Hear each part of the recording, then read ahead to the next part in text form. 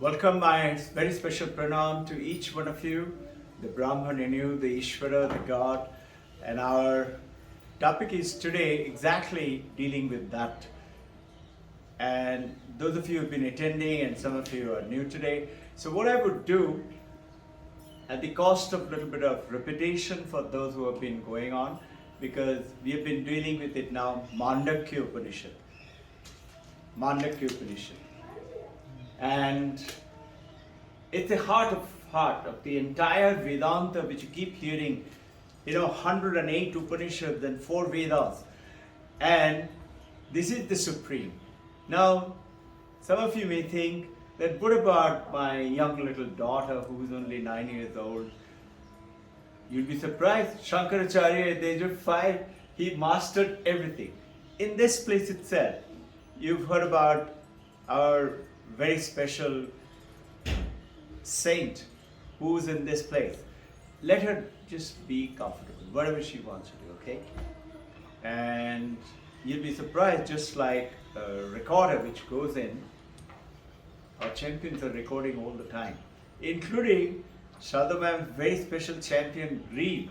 Reeb is just 17, 18 months. Or Vijay Sir's champion, who's about similar age, isn't it? They all are recording all the time.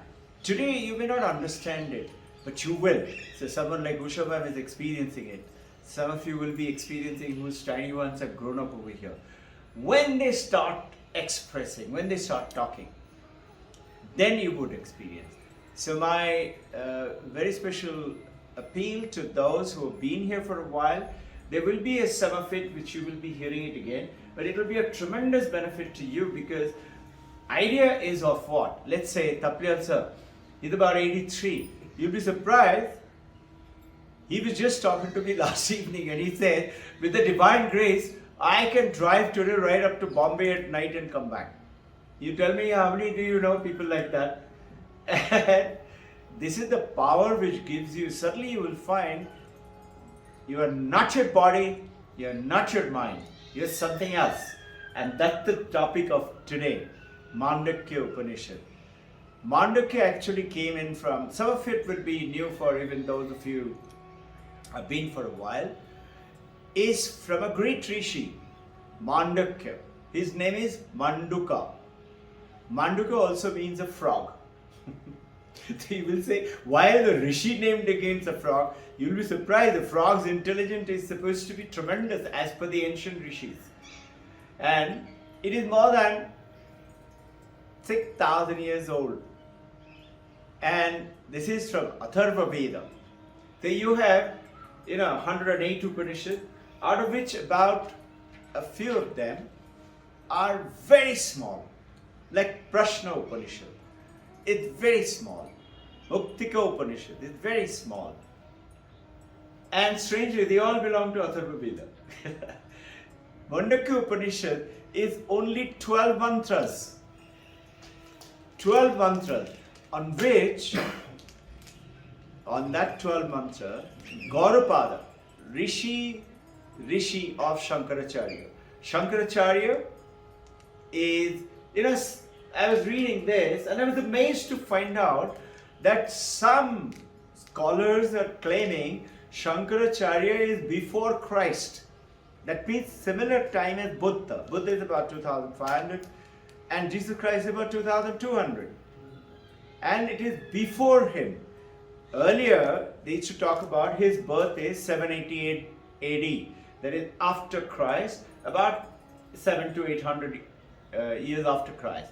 This is one group of people. Another group of people say, no, he is way before Christ. Now, be that as it may, that's not important. But his guru is Govindapada and his guru is Gaudapada.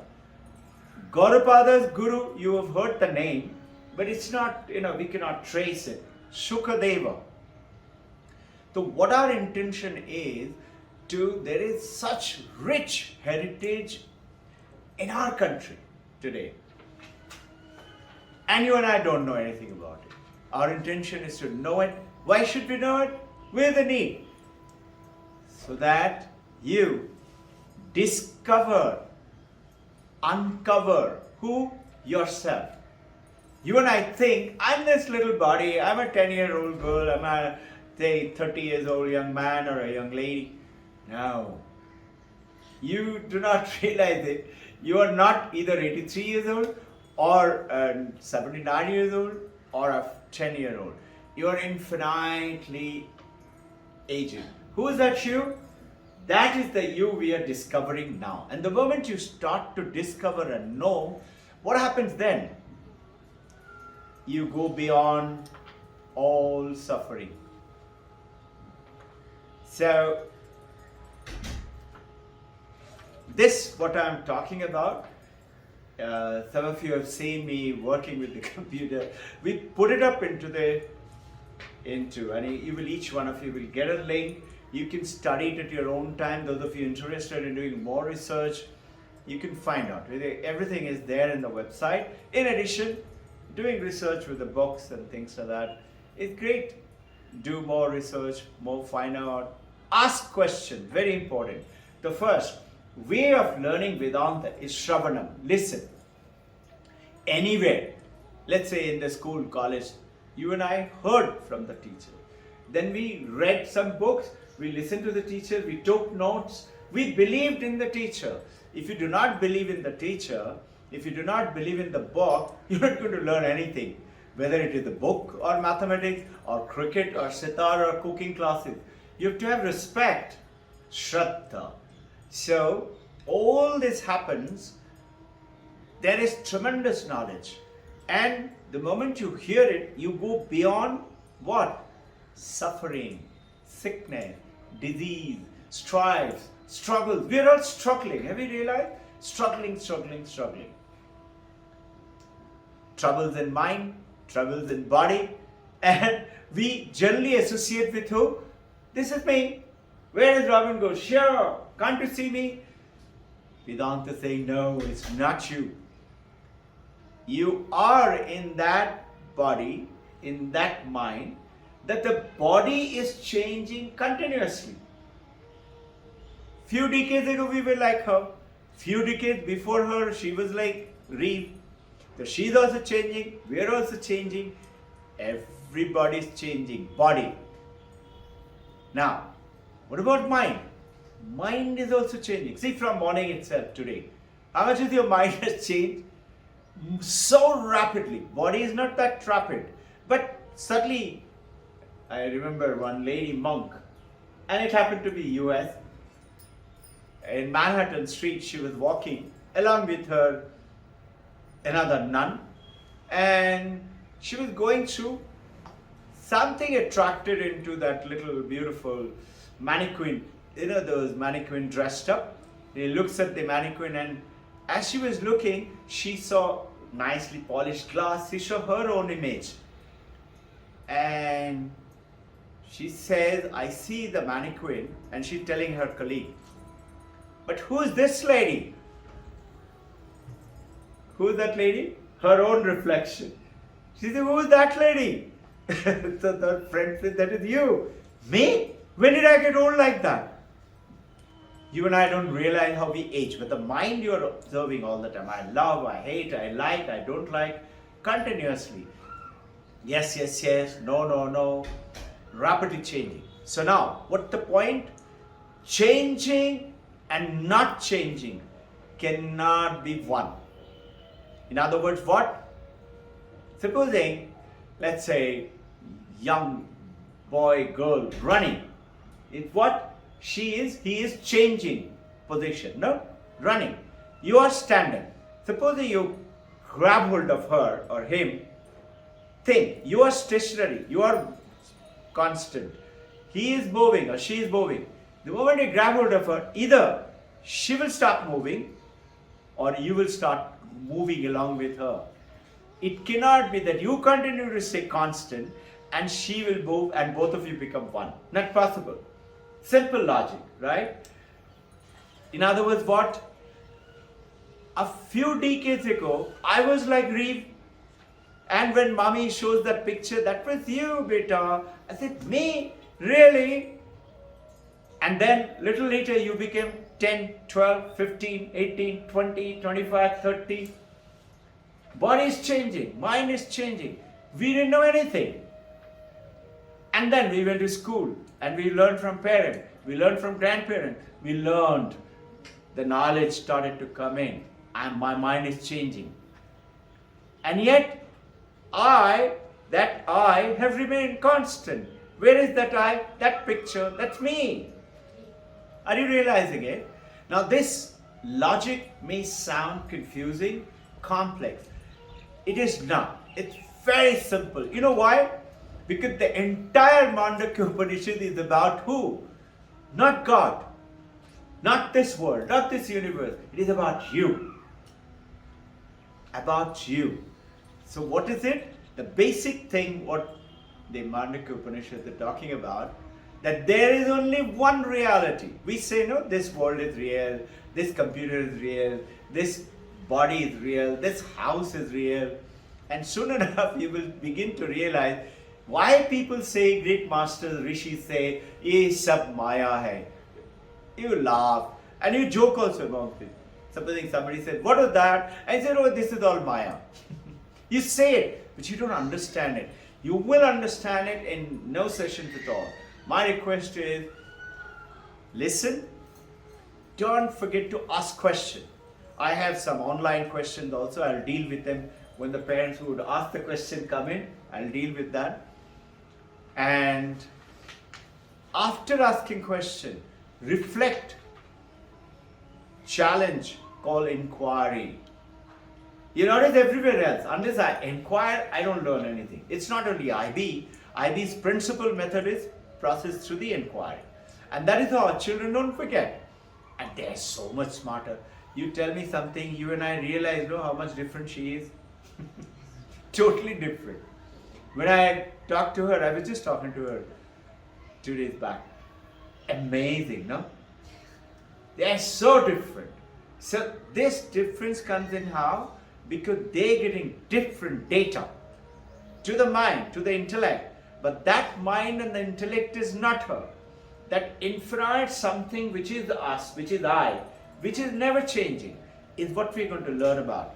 So this world that we are experiencing is a manifestation of what? That reality which is one, not two. Generally in the theistic religion, God is in the temple, in the church, in the mosque, in the heaven. Notice Sachin Tendulkar scores a century and he says, thank you God. Meaning what? God is up there.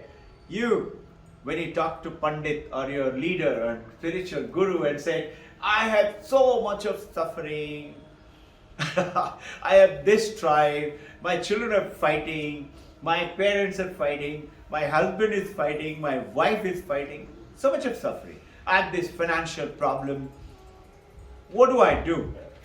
And an Advaita Vedanta guru says what? Looks at this devotee who may have gone all the way from Delhi. Jai Guru. Good to see you, sir. May have traveled all the way from Delhi to where? Maybe Tapovan, north of Gangotri Gomukhi.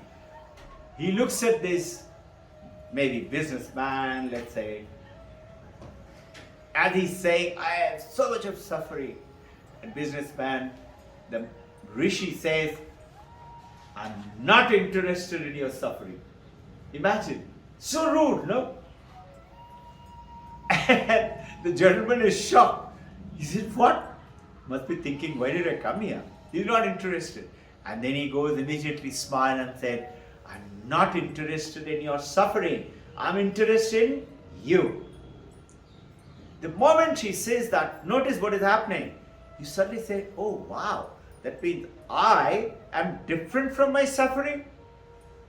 And this is the journey that we are taking. I am different from my joy, from my suffering, from my sickness, from my disease. I am eternal, I am always there.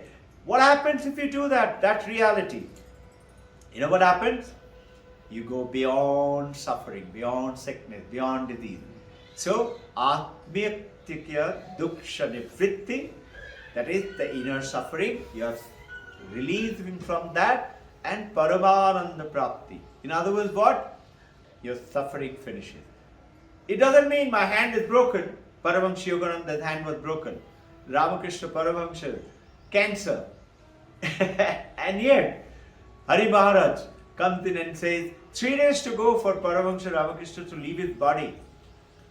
And Hari Maharaj comes and says, Thakur, how are you feeling today? And he says, very bad. I can't eat. My throat is paining. Throat cancer, no? The worst cancer. Hari Maharaj later on became Turiya Nanda. Said, but you are looking as if you are in joy, you are in bliss. And instead of getting upset, Paramahansa Ramakrishna said in Bengali, which in English will be rascal has caught me. Shala dhore peleche. Pakad liya mere ko. That is what will happen to you and me. How will it happen? As we proceed, progressively we will understand. So spiritually in Vedanta, cannot happen is understanding the reality is the spirituality. Not the body, not the mind, not the name, not the form, not the function. Spirituality is the deepest science. You say, come on, let's believe. Isaac Newton, Einstein, Galileo. That is what? They are all good discoveries. But discovery for things out there. Forces of gravity. Isaac Newton saw apple fall. And till today, he is the greatest physicist in the world. Forces of gravity. But that's what? Is the truth which is outside of you. What spirituality is the science of discovering the truth within you. Not outside, within. And that's the journey that we're taking on, and utilizing this powerful book is your approach to the topic is to learn, be attentive, listening, concentrate, ask questions, challenge. And then what do you do? When you hear that truth, you're not sure. Sounds pretty good, sounds cool, but I'm not very clear about it. Sit with it. Meditate on it. Ask more questions. It will come to you. Why? Because that's the truth. Truth will always come. We will continue to discuss on this dual. So, one of the questions will come to you. Why should I believe? He says, I am not this. Why should I know about this myself? Vivekananda is saying, if only you know who you are, then you will be beyond all this. This is what he told where? In the United States of America, in England. When? Think, 1843, 11 September was the first time he gave a talk to the world. What time is that? 1947 we got independent. 54 years before, 1893, he goes to America where when India, we will call Indians, we will call Kalu, blackies, slave, no? In our own country, we were called slaves. And in our own country, they were called the Bada Sahab. They were called the His Majesty, Her Majesty. No? At that time, Vivekananda goes, meaning what? Coming from a slave country. And he goes and he tells those Britishers and the Americans, stop being a slave. Come to me. You all are now acting like a sheep. This world cannot be ruled by a sheep. This world can only be ruled by a lion or a tiger. I'll teach you how to be a lion. Come to me. Can you imagine?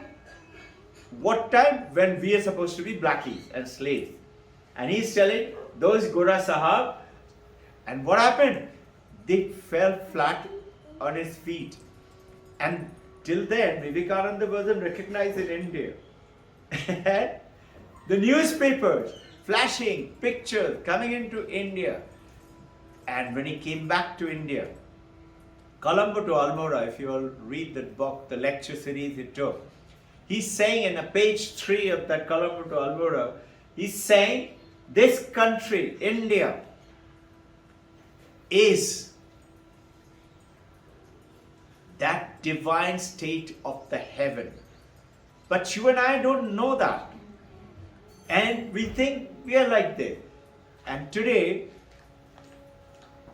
there is a great journalist right now live on YouTube.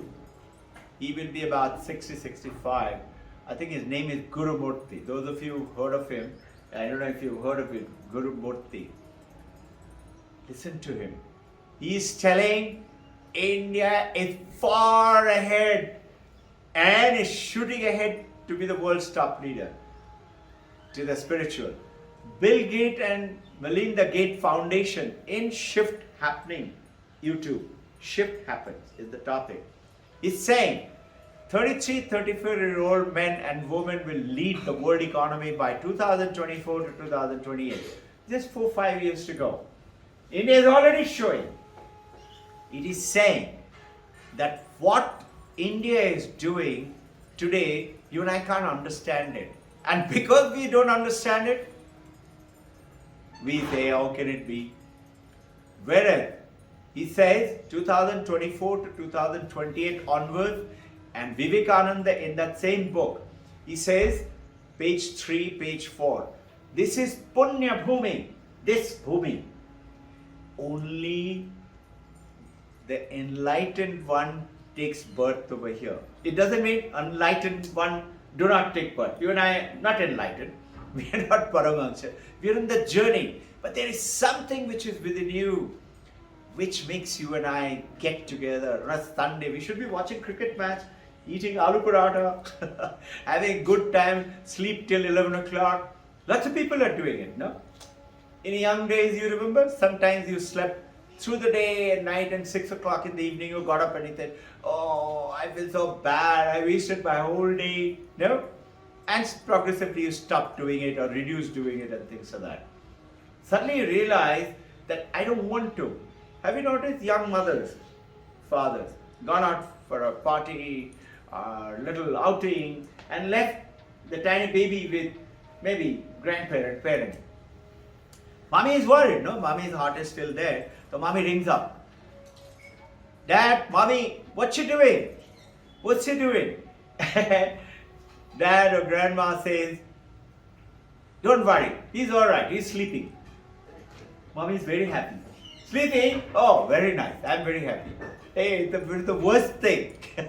He's supposed to be learning, he's not supposed to be sleeping. What do you mean? Keep them awake? No. Even when they go off to sleep, called subconscious learning. Whatever that, reading, story, let it play in the background. It's going into his brain. And so today you may not realize it, but give or take a little time. When they start to talk, you will see that giant is emerging. And if you read Ralph Waldo Emerson, the biggest inventor till today, 395 inventions. Only person, and today I believe one Indian is defeating his. Think, except for his mother, everybody, you will be shocked to hear, in school, he was called Adelaide. If you like to read, I got the book here. Those of you who are interested, I'll show you, you can read it. Adelaide meaning ask too many questions and disturb the class. They used to ask him to get out of the class. And one day, the teacher wrote a letter to the mother. Just think, the mother. And the boy only came and gave the letter to mother. Mother, teacher has sent this for you. And mother read it and she was crying. The son said, what happened, Mama? She's crying, she's smiling. He says, your teacher said that you're so brilliant, you're so intelligent, that she cannot teach you anymore. So you and I will learn from here. He didn't know what was written on that paper till years, decades later. Mother died and mother had kept this letter somewhere, and he became by then a greatest inventor. As an inventor, mother saw him becoming a greatest inventor. He was pottering around with things and he happened to find that letter. And he read that letter. You know what is written there? In that letter, it is there on the record. That's how I know about it. It says, your son is an Adelaide. He is below the intellectual level of everybody in the class. This school cannot teach him. He cannot understand anything. Just imagine. Mother didn't let him go. Mother believed in him. Mother continued to work. Mother told him, this exact sentence. Soon enough, mother said, I could see I cannot cope up with his way of learning. So she told him, son, you're too intelligent for me. And I do not know how to handle you anymore. But I know somebody can. Son says, who? She said, you. Meaning, you will take up that challenge and path that nobody else can, only you can. And soon enough, he started delving into what? Within himself. What is Mandukya talking about? Same thing. It's about you. Let's continue. Now, generally speaking, the spiritual journey that we take it up, we think spiritual journey is God, God, God. And our Panditji, Guruji says, if you have been a good girl, good boy, when you die, you will go to heaven and you will meet God. Because what children and young adults will say, if God is there, why can't I see Him? I want to see Him. If God is there, why can't I see God in this clock? Vedanta will show you very soon. You can see God in that clock, in this computer, in this book, in yourself, in everybody around you. With very simple understanding. And this is the journey that you and I need to get across to realize truly who we are and go beyond this little body-mind limitation that we have. And do what? 3 things. Number 1, Paramananda Prapti. Be in bliss, be in joy, be in happiness. And 2, live your life for the support of others, helping other people. And number 3, continue to delve more and more and more and discover more and more and more. Many people say, once I've done all this, I'm fed up with this life, I don't want to be born again, I want to be with only God. But the truly learned one says, like Vivekananda, like Paramahansa Ramakrishna, like Yogananda, they say, I'll be born again and again and again in the services, in discovery of who truly am I. Sometimes I used to wonder at about her age when I used to hear this, that whenever you see what is Shiva doing, Shiva is meditating. Where? Mount Kailash. This is what we should read. Shiva is God. So I used to wonder, he is God, he is Shiva, why should he meditate? No? Vishnu, doing what? Ananta Nitra. And generally, ignorant people like me would say, yeah, very nice, continue to sleep. The monks used to come to our home and mother used to cook special food. And I was about her age and I used to say, why do you do that, mother? After, of course, they've gone. She said, shh, don't talk like that. I said, what talk like that? They're just staying in the ashram. You all go and give money and give food and they're having good fun and they're becoming fat and we are all struggling. Mother used to say, aisa nahi bolte. I didn't understand it.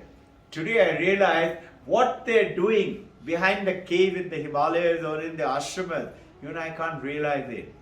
Because it's non-material. What is non-material? Material, matter, is what definition, science. Anything that occupies space, right? This computer occupies space, the book occupies space, clock occupies space, you and I occupy space. We are made of what? Matter. What is matter? Anything that occupies space. Break it down further, comes to electron, proton, neutron. Break it down further, comes to subatomic particle. Further, sub-subatomic particle. What is it? Meson, boson, electric, cryon. You cannot see electron, proton, neutron. Today you can see and touch the matter. What happens when it becomes subatomic particle? You can't see and touch, but you believe in it. Why? You can't see. You can't see atoms and molecules or subatomic particles. And what happens when you break it down further? Nuclear fission and fusion. What happened? Electronic bomb. It can blast the whole Pune city utilized wrongly. That energy is there in one tiny particle called neutron or atom. And imagine how many atoms you and I have in our body, and we are what? I'm tired. Why? Because we do not realize who we are. Our sons and daughters, Mom, I'm tired, I don't want to read anymore, I want to watch TV. Call escapism. I want to escape. What? The reality. That once we start to begin to know about it, understand it, then you'll be able to spread this. Intention of this journey is that. So spirituality is not one long practice, stay in samadhi, then only I will understand. Spirituality is not through Om Namah Shivaya 1 million times every day. Spirituality is just understanding the truth within you. What are these? Om Namah Shivaya or meditation. Meditation is what? Patanjali Yoga Sutra. Is what? Experience. What will happen? You will get those divine visions. You will get, and you will be so thrilled that only you know, only you are seeing it. See, Paramahansa Ramakrishna is seeing Mother Kali. Vivekananda is not seeing. Devotees are not seeing. And they used to call him, you're mad.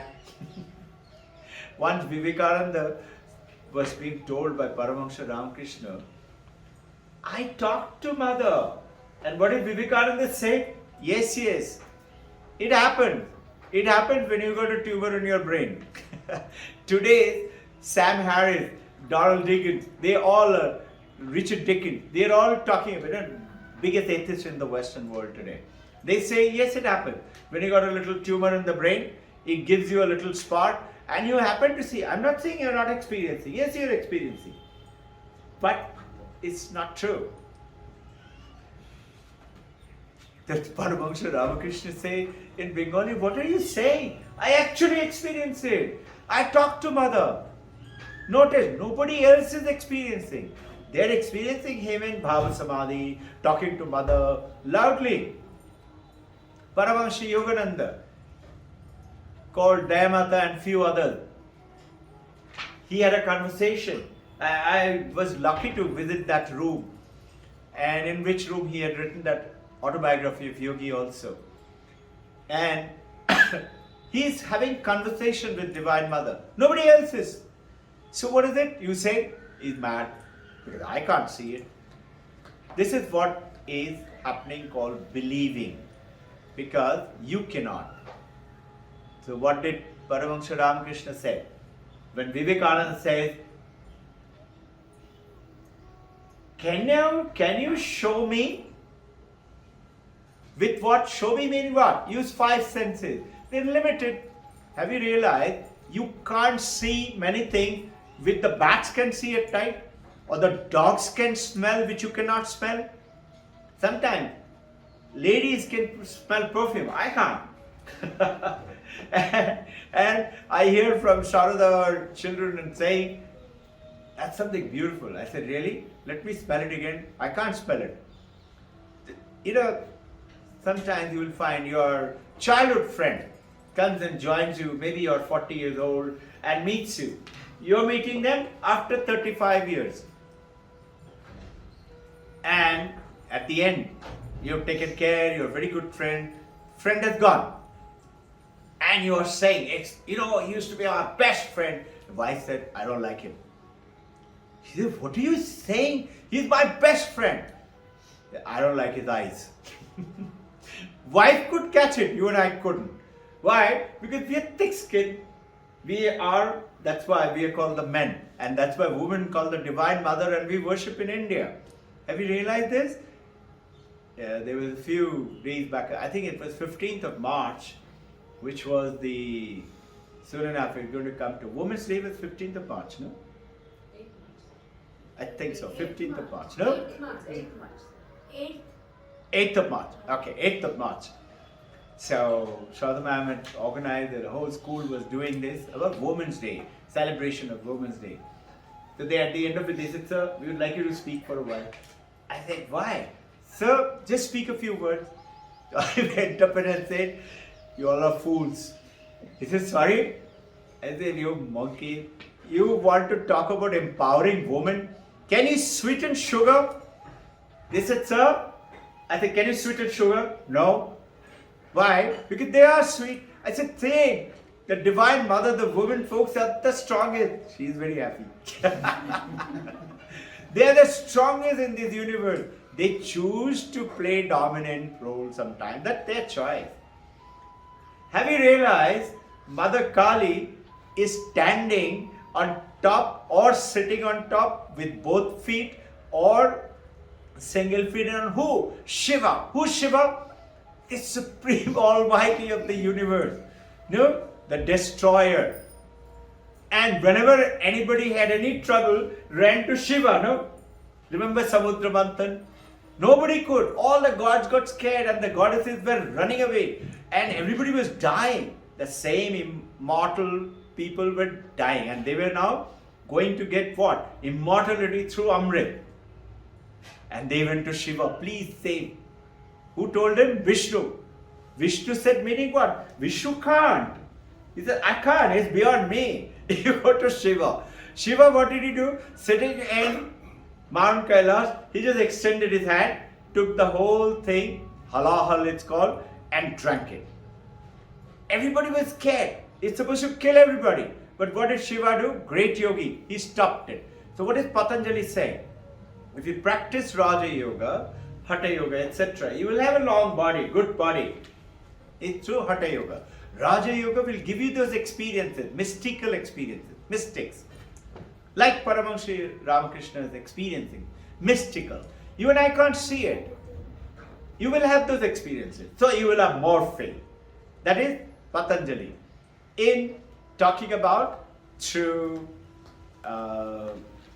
understanding, through the knowledge, you will suddenly start to realize that, let's say, Om Namah Shivaya, Namah Shivaya. Yes, you will get experience. But you will have to go for decades. Maybe 50, 60 years. Holy Mother Sharada was asked by one of the devotee bhakta, Mother, nothing is happening. I took initiation from you. I am doing it every day, but nothing is happening. So she said, try doing it 1 lakh per day and then tell me. Come back after 1 week. 1 lakh time mantra japa per day. Now, that is troublesome. That is called Bhakti Yoga. The other one is called Raja Yoga. The one which Vedanta is talking about called Jnana Yoga. That means what? I should stop doing it, stop meditating and just study. No. Sanatana Dharma of India talks about what use all for. Karma Yoga, holy work, divine work, detached work, without expecting anything. And without cursing yourself, meaning I go to see a cancer patient in a hospital. I am doing a great noble act, but I go and I say, I'm so sorry and things like that, or I say nice things, and when I leave, I think, I hope it never happens to me. Who told you to think? No one. It's your own mind is saying it so. Isn't it? So, go beyond that. Man ke paar chale jao. How do you do that? By knowing it. Supposing I talk to you about Norway, beautiful country. You listen, you say very nice, very nice. Another person says, I've already been there. Now what? I know it. But this knowingness happens through Jnana Yoga, in which case also practice. So, Shankaracharya, whether he is 2,400, 500 years old or 700, 800 years after Jesus Christ, it doesn't matter. What he did, he discovered and wrote Bhashya on his guru's guru, who wrote 12 mantras on which 215 verses. On what? Only 12 mantras. Imagine. And this book by Swami Nikhilananda is really beautifully written. Carl Jung. You've heard about Carl Jung. Carl Jung says, he was asked, pretty old age. Carl Jung was asked, "Sir," by a journalist, "do you believe in God?" Carl Jung says, "No, I don't believe in God."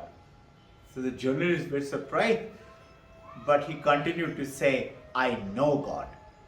Can you see the difference? I believe in God, that when I die, I'll meet him in the heaven. It reminds me of a story by Ramana Maharshi. Ramana Maharshi was approached by one of the local devotees in South India, Hyderabad. "So, you keep talking about discover who am I, who am I, who am I. It doesn't appeal to me. I don't understand it. I believe in Lord Vishnu.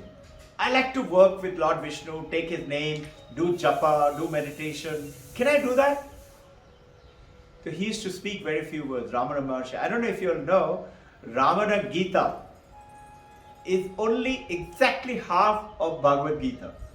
So somebody asked Ganapati Muni, which is his right arm, "Why is it so small?"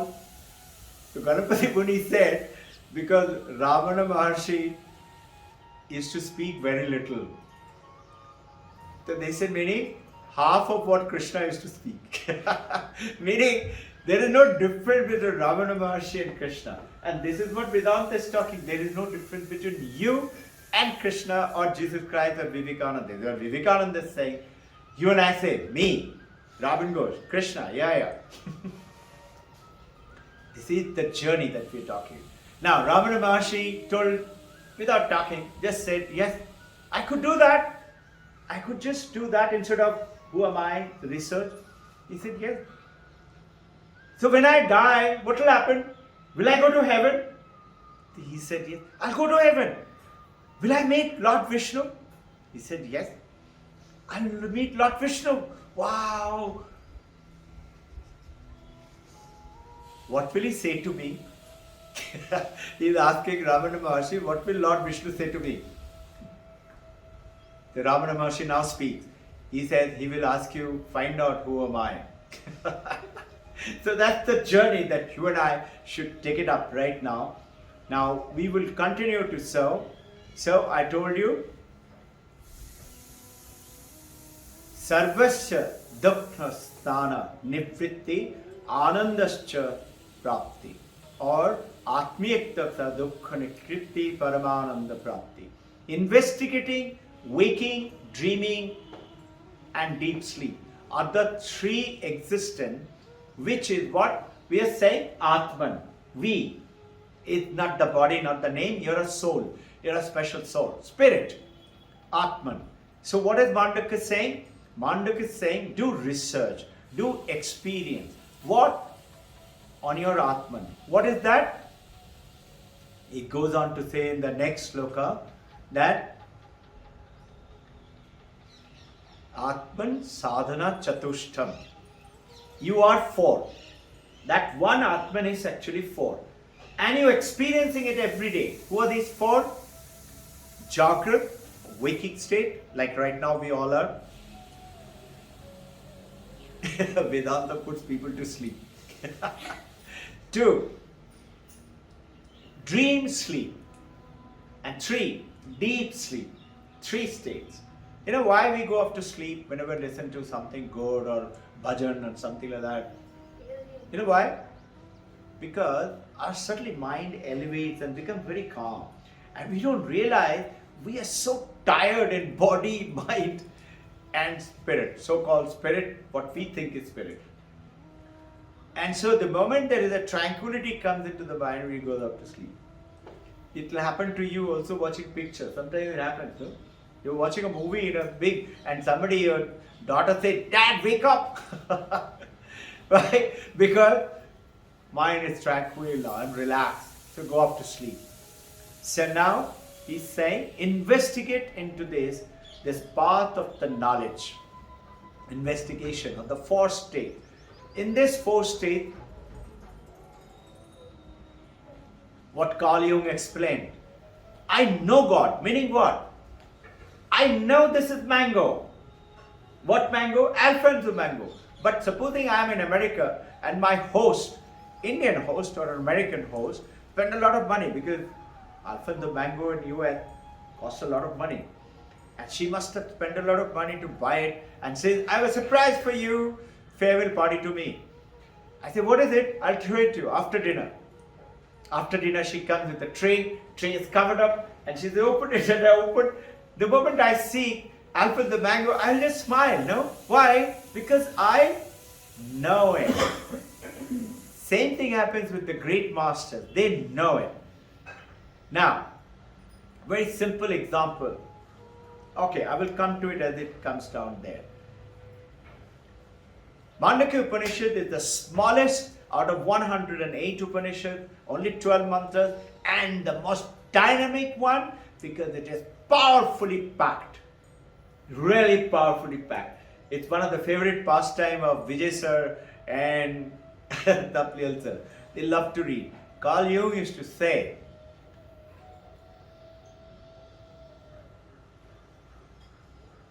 reading, it's called Upanishad when it reached there in German language, Latin. He said, reading Upanishad is a solace during my day, and it will be the solace during my death. And you and I, we are not reading. We are greatly blessed that we can talk tiny bits on it, and we can be and listen to it and pick up the path of the inquiry. And then what? Give it to people. And that's why for those who it is being repetition, you will get more data, more information, and it will get reinforced, strong, without any doubt. Doubt, Patanjali says, there are 8 principles because of which we do not become human excellent. Number 1 is sickness of mind. Number 2 is sickness of body. And number 3 is doubt, samsaya. This samsaya is there in all of us. Why? Because we like to trust the world by 5 senses. There are millions of things which is beyond the 5 senses, including within the senses itself. Just like beautiful example is given in this. Have you realized that the dogs can see and smell much better than you can? But it is there.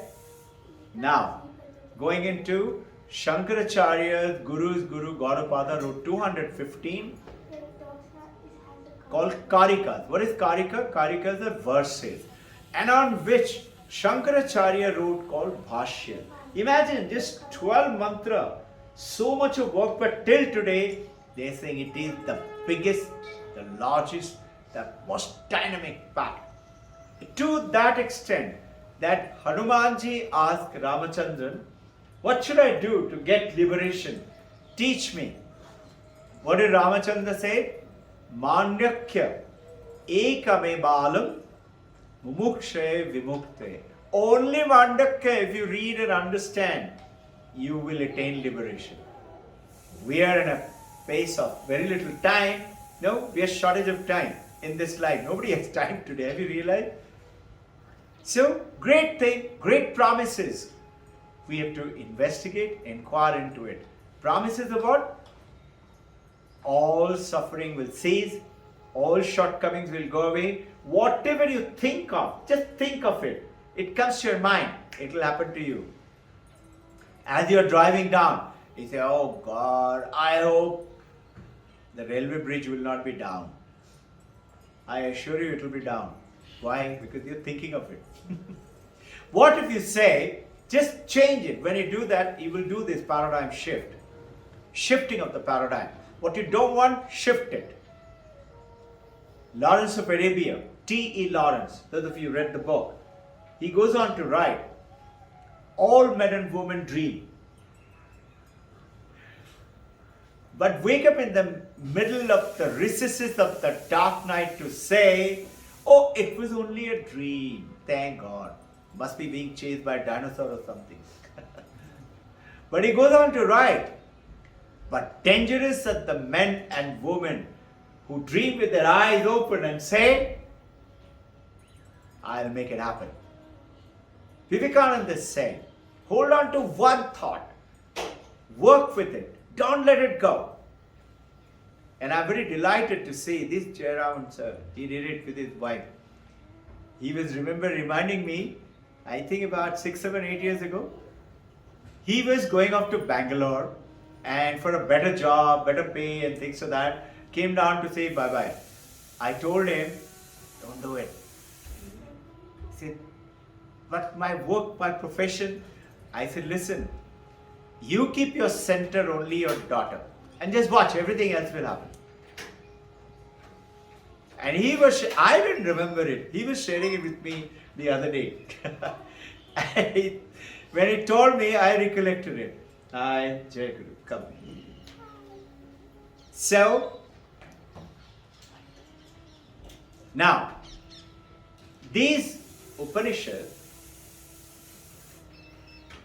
was translated by Dara Shikho as in Persian called Upanishad, and Upanishad went off to America, to Germany, and that not very well written, very translated, because naturally Sanskrit is the original.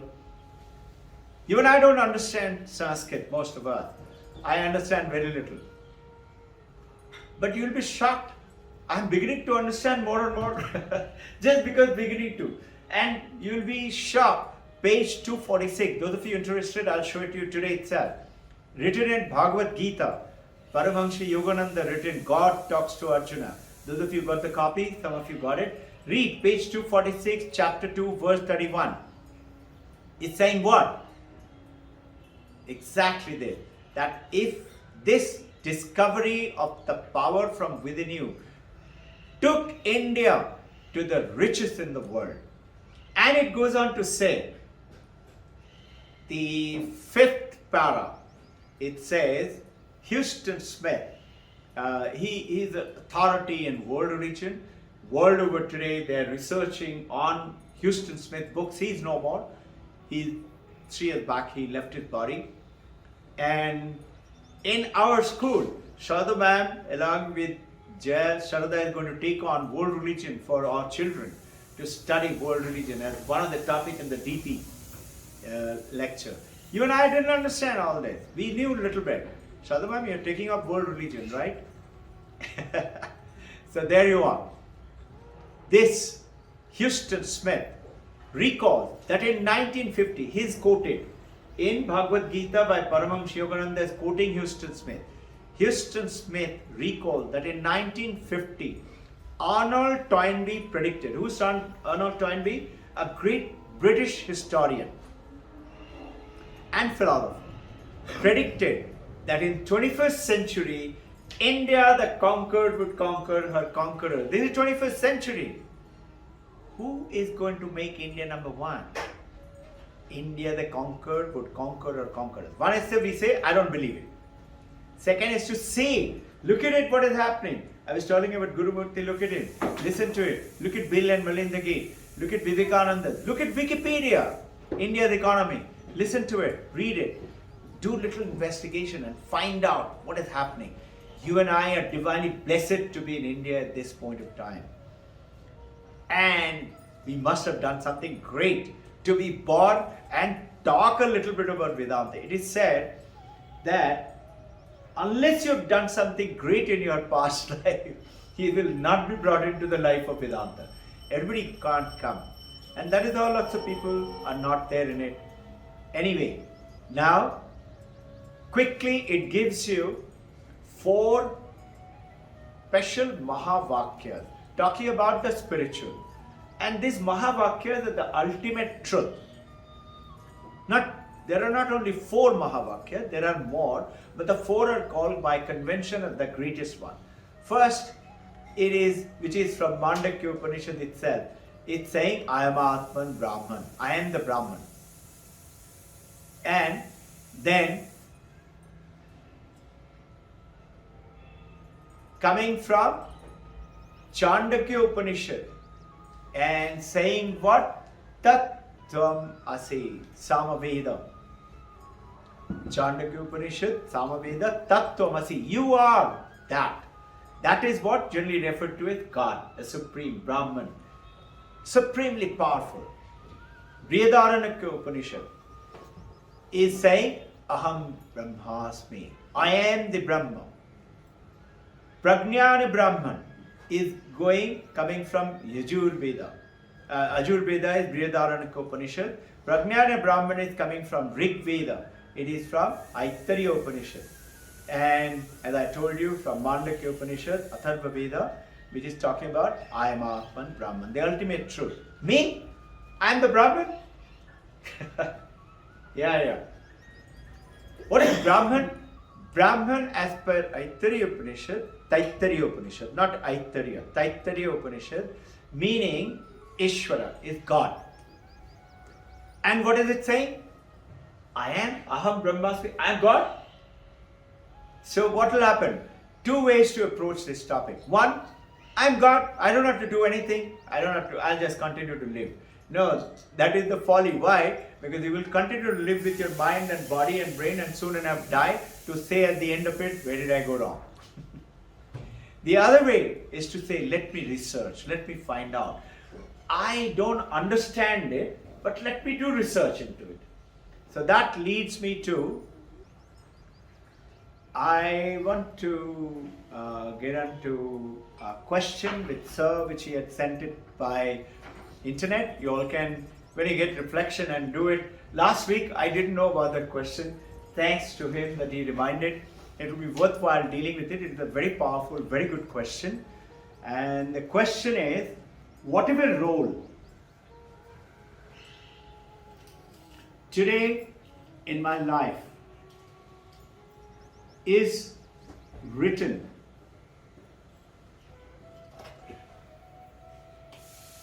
by God. Whatever role that I am playing right now is written by God or by my karma. If it is yes, then who am I to bring a change into it? And if I can, how? So what is the question? I will repeat and I would invite each one of you, whoever can come out with something as the answer to that. A very good question. Thank you. So, whatever the role today in my life, what am I playing? It is written by God or because of my karma? If it is yes, then who am I to change that? And if I can, how? Who would like to address it? Anybody? Would you like to try? Tapir sir, would you like to? Yes. Depends on your past karma, past life. That is what is his question. His question is whatever role I'm playing right now. Like he's playing this role, I'm playing this role, she's playing that role. If it is written by God, or if it is written by karma, or because of both, how can I change that? It is written by God, no? And written by karma, or a combination of both. And if I can, then how do I do it? So it is already answered by karma. Yes, sir. What I have understood this particular thing is this way, that even if, I would say, even if everything is written, accepting, in case you have accepted that everything is written is going to happen, if you have really accepted, you will live the life very happily. If you have accepted, but your question itself says that you have not accepted. Why the doubt is coming because you have not accepted that it is written by God. If you have accepted that it is written by God, you will not have any bad feeling about it. You will live the life as it is, happily. Take that sort. Say that again, the last part. In case you have accepted that it is a God's will, whatever is happening is a God's will. Right. In that case, that trouble will not come. You have Right. accepted. You will live the life peacefully. Right. Because you have accepted. Yeah. As you have not accepted this particular thing, that it is not, you have got some doubt. That's the reason this question, I would say, is coming up. It gives you trouble. So, In case you accept the thing that it is written by God, troubles will not be there. so now one part of the question is that. The other answer is that. The other part of the answer, if I can change it, how? Because in case you have accepted, you will not, I would say, look forward for the change. you will accept it. You have accepted my life as it is. You see, it's a God's mercy, God's wish. Whatever is happening, His question is, Vijay, is it so?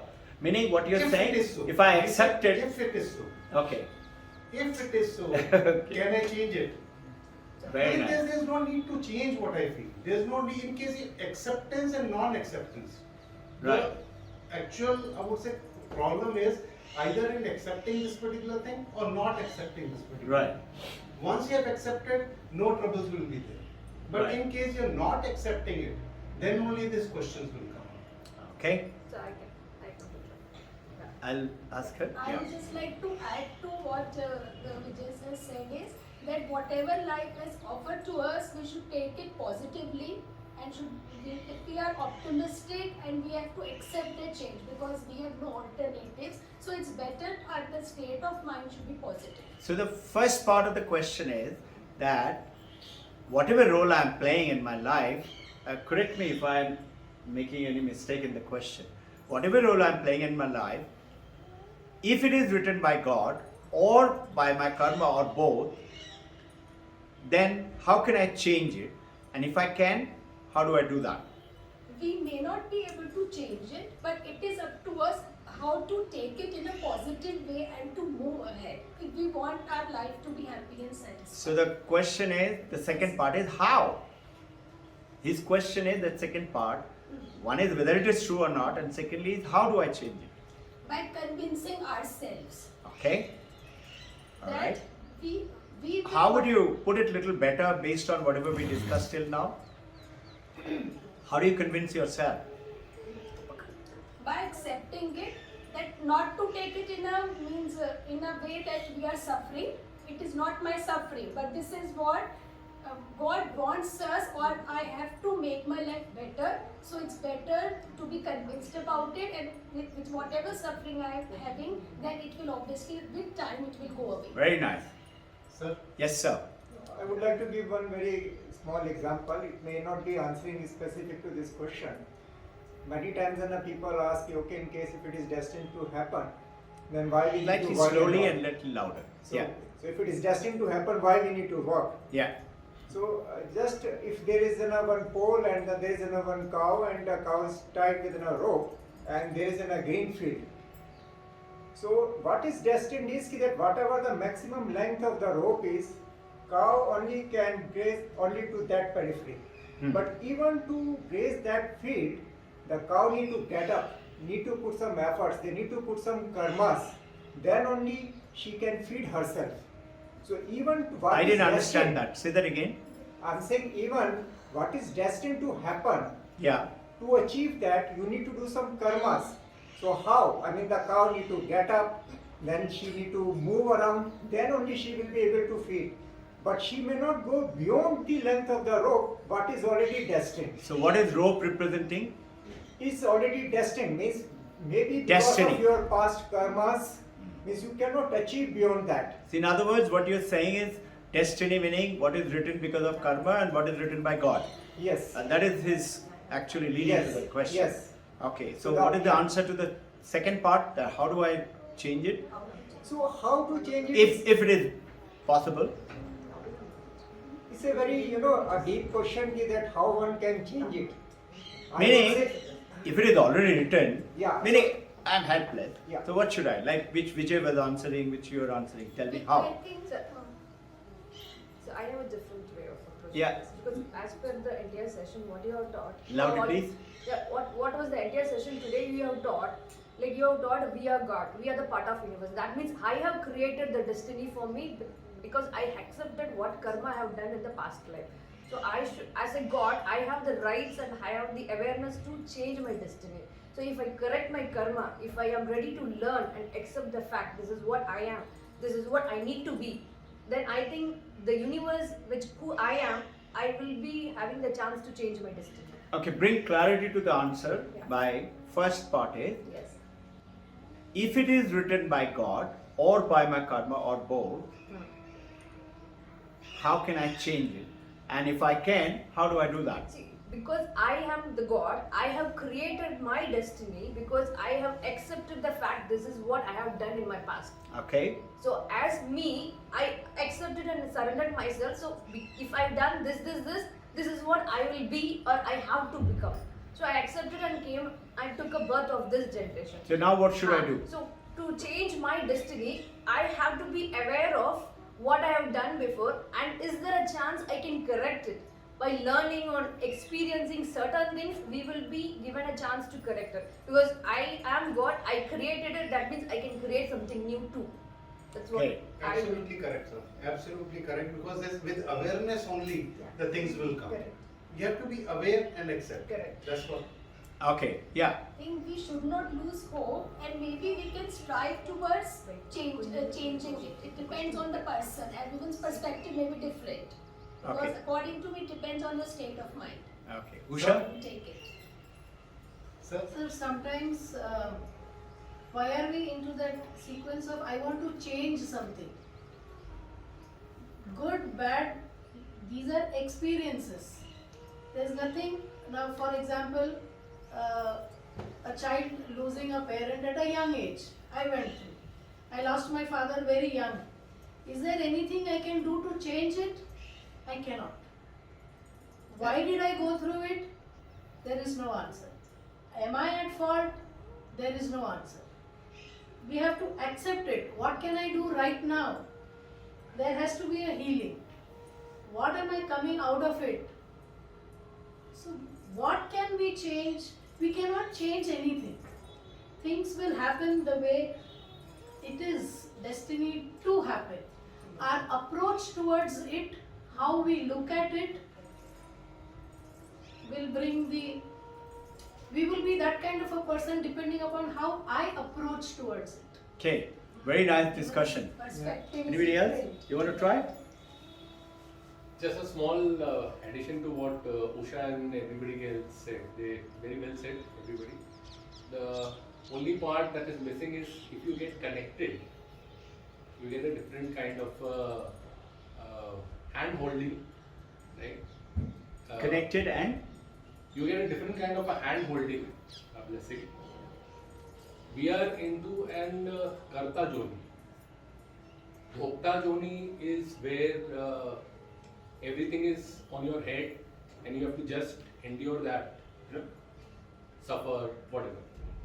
In Karta Joni, we have a choice, like what ma'am said and Usha.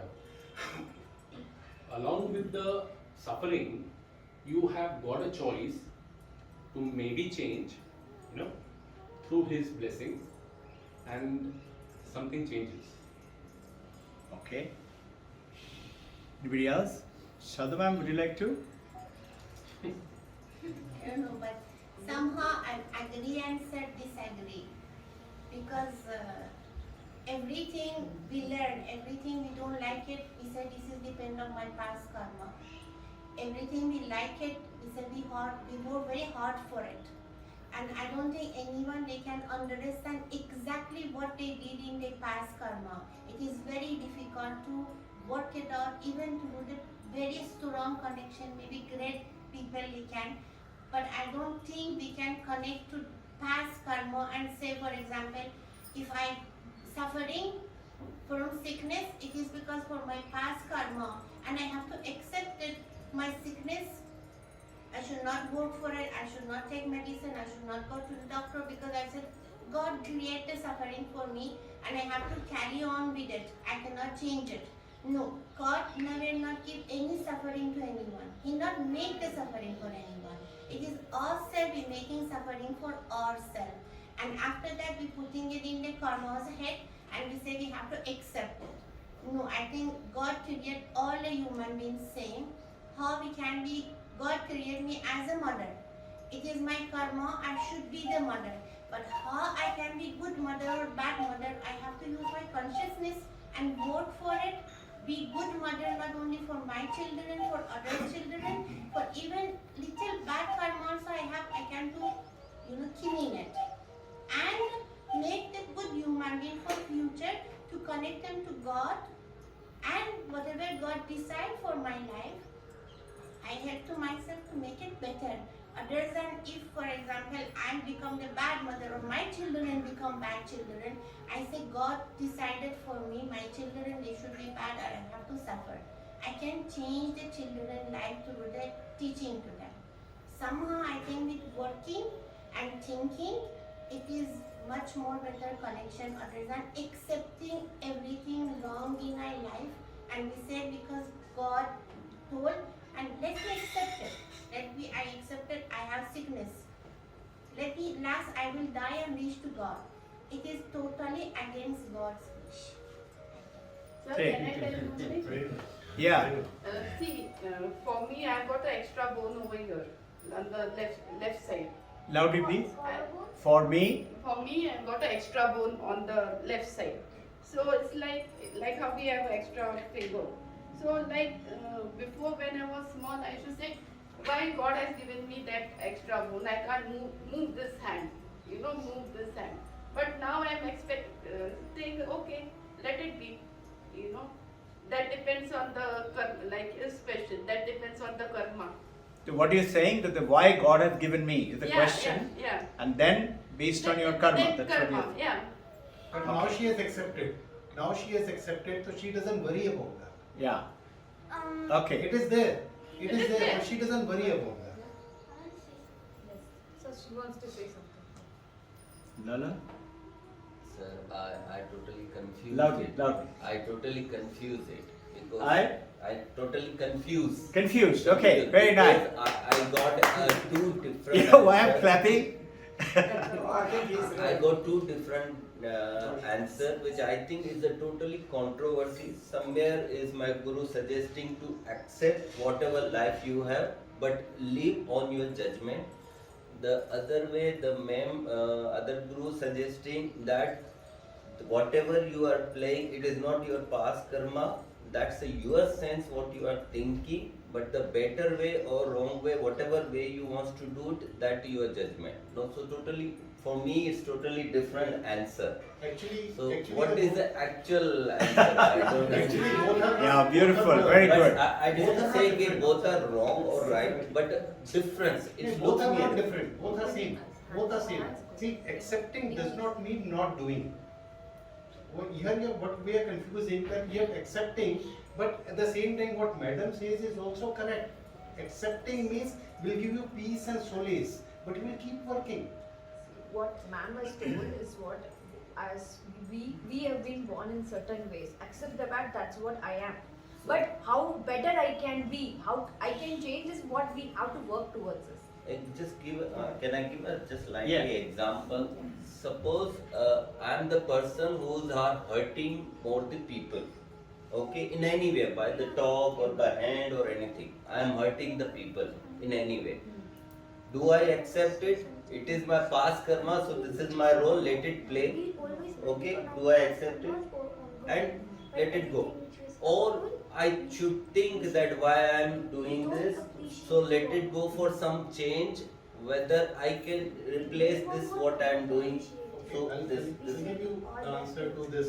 Is like Loudly, now, loudly, see, loudly. in case you are working, just tell me your work would be better when you are peaceful or when you are perturbed. Sorry, say that again. Peaceful. Huh? Vijay, say that again loudly. When our work will be better, when we are peaceful or when we are perturbed. We'll be peaceful when we accept. Once we don't accept, we'll be perturbed. Work will keep on doing. Work चल रहा है, काम चल रहा है आपका, पर जब आप पीसफुल होंगे आपका काम अच्छा होगा. This is what मतलब Yeah. Person Ushama. who is doing the wrong, person who is doing the wrong thing. Loudly. I'm saying any person who is into the wrong thing. That's Sorry, like sorry. a person who we feel that he is doing bad. Like the example what he is telling that maybe he is harming somebody, but that person doesn't know that in case if he would have been intelligent and conscious enough, he would not have been doing that. But he is doing it thinking that okay, I am killing this buddy to feed my family, right?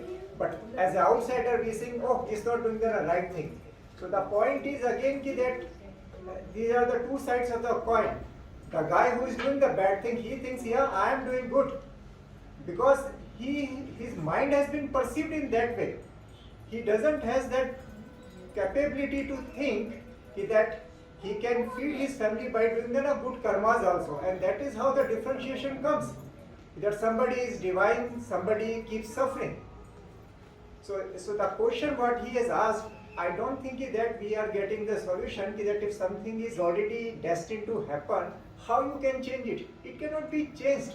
The only thing is you can accept it gracefully to get a peace, but the answer to that question that how that can be changed, that remains unanswered. That is? That remains unanswered. Okay, so what is your angle to the answer? No, I'm also not able to give an answer. Alright, okay. Because fine. what I am hearing and getting is yes, how we can Very accept nice. it gracefully, Good. how that's fine. Yes, ma'am. Can I say something? Yeah, please. Actually, I heard, I don't know, my mother told me, my mother told me in the story, we can change our karma or our destiny if we get the guru. Should be? Once we get someone to guide. Yeah, means our guru will come and take us to from our karma. Whatever the karma,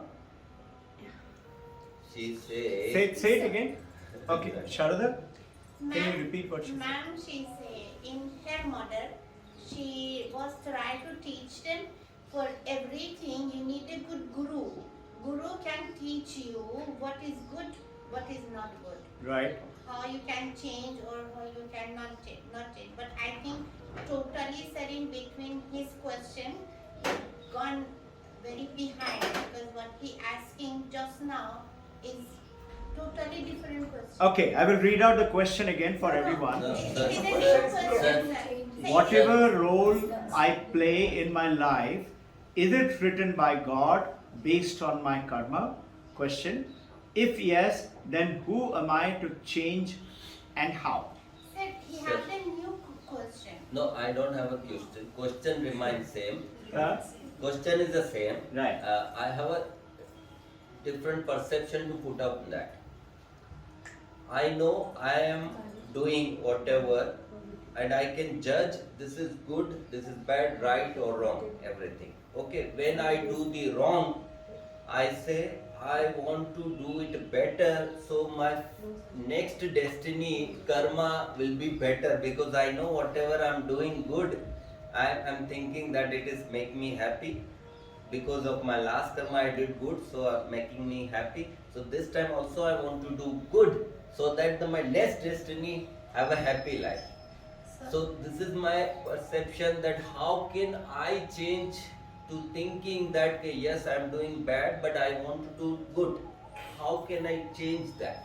How many So the times have moment you, we have you realize really we realized that you good are and doing bad. that? just one second, one second. Vijay, one second. Usha? So the moment we realize this is good, this is bad, the journey has begun.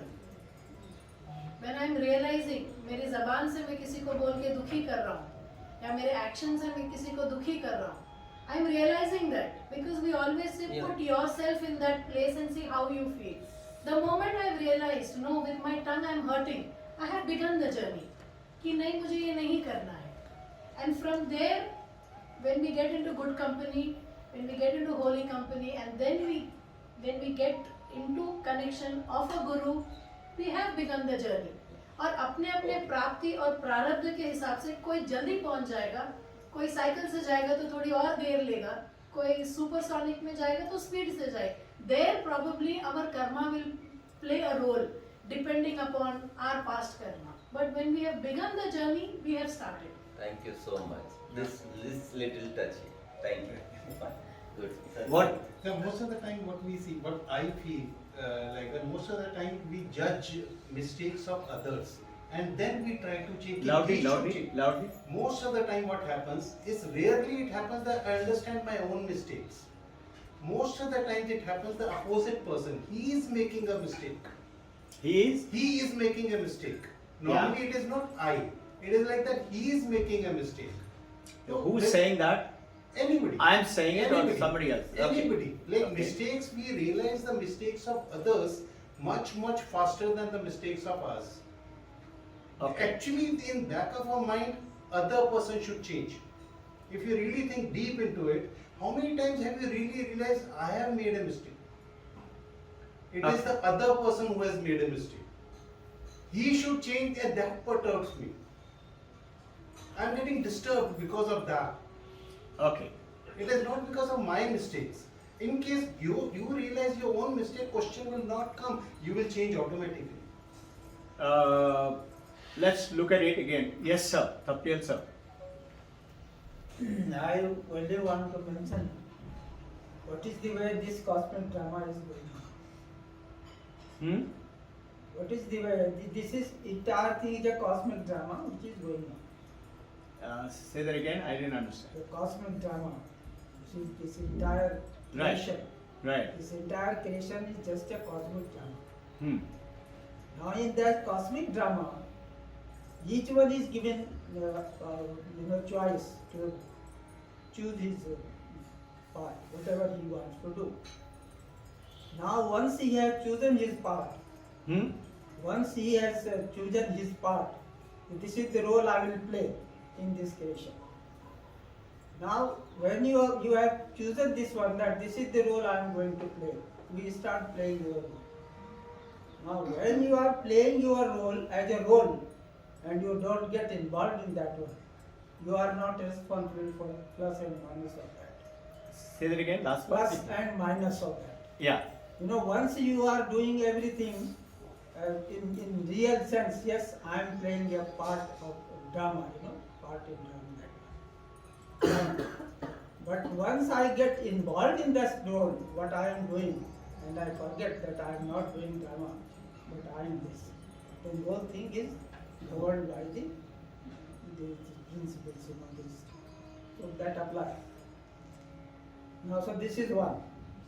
But then, okay, once a person has got involved in that one, that where he was supposed to play the drama, and he was saying that I am playing only drama, this is not that I am doing.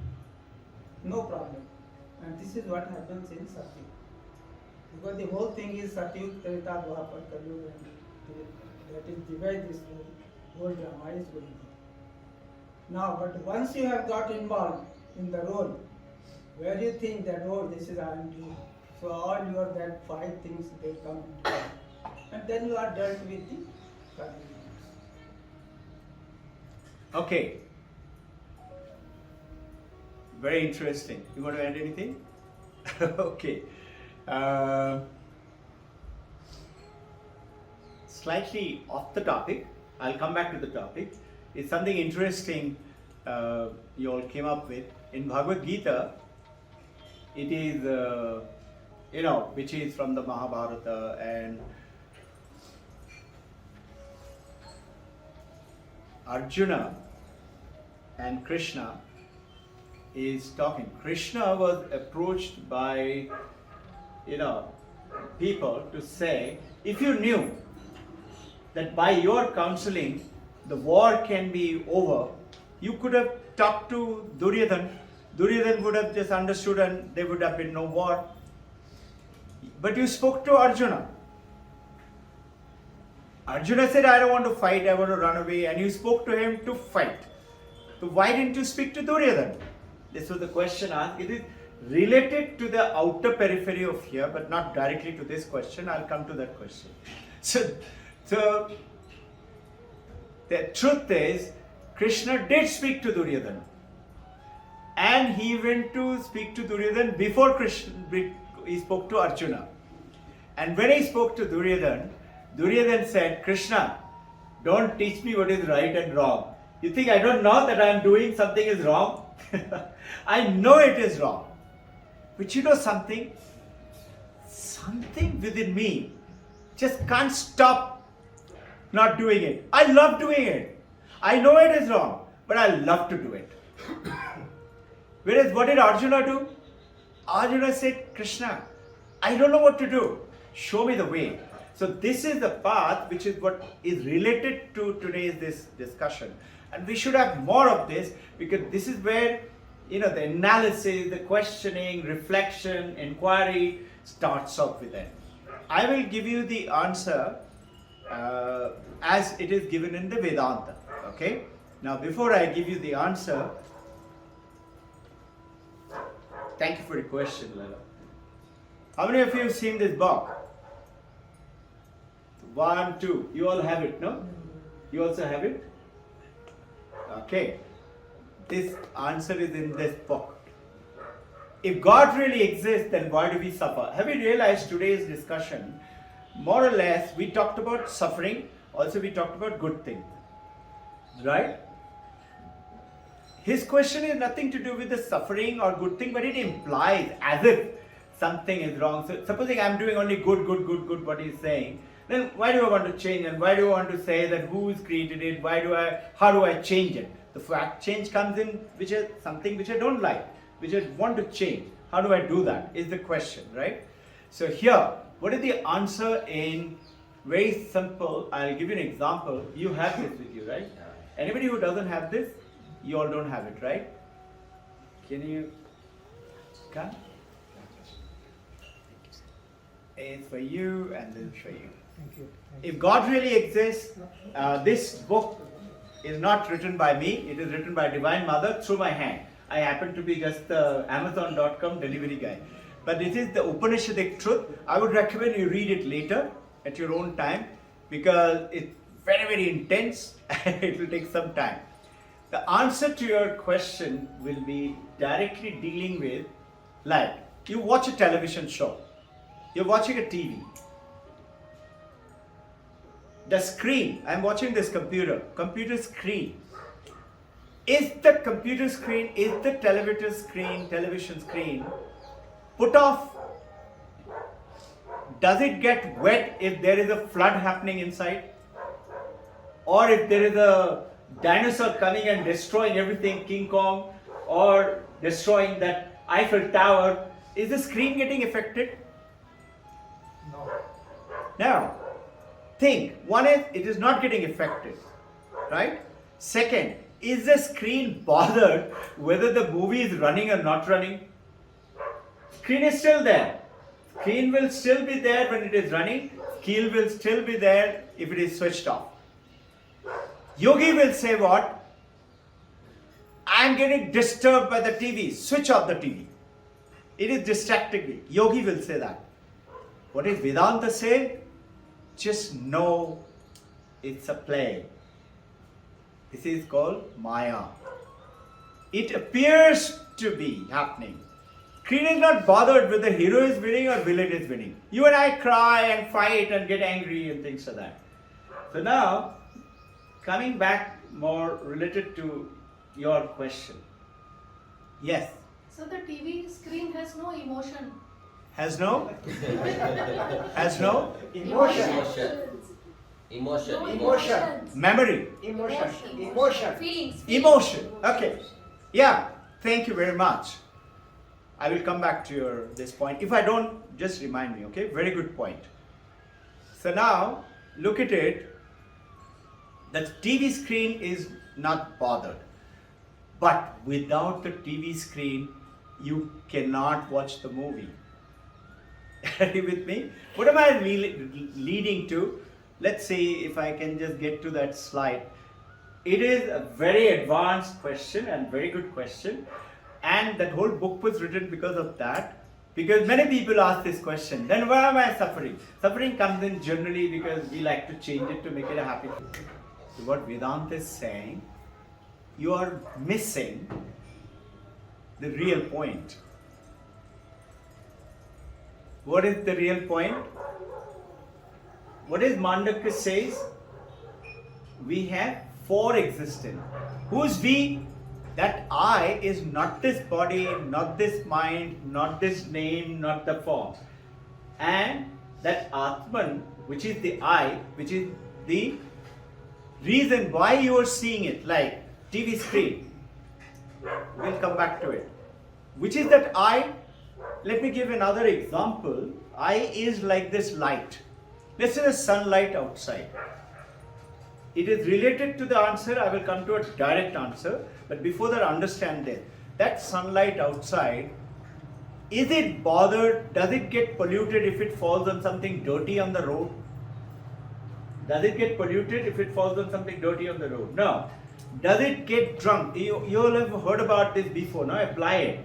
Does it get drunk if it falls on a pitcher of wine, whiskey, beer? No. Does it get become holy if it falls in river Ganga? That light, does it become holy?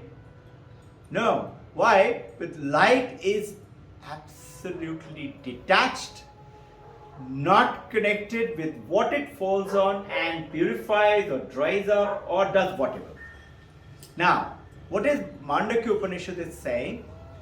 You have forgotten who you are. You are not this waking, like we all are now awake. You are not the dreaming self, which is the sleep, dream, slept, which is the time when you are having a dream. Have you ever realized when you have a dream, you do not realize it that your dream is all conjured by your own mind and you never have the same dream again. You read about the story, I kept dreaming the same thing again and again. You haven't met someone, it's written on a storybook.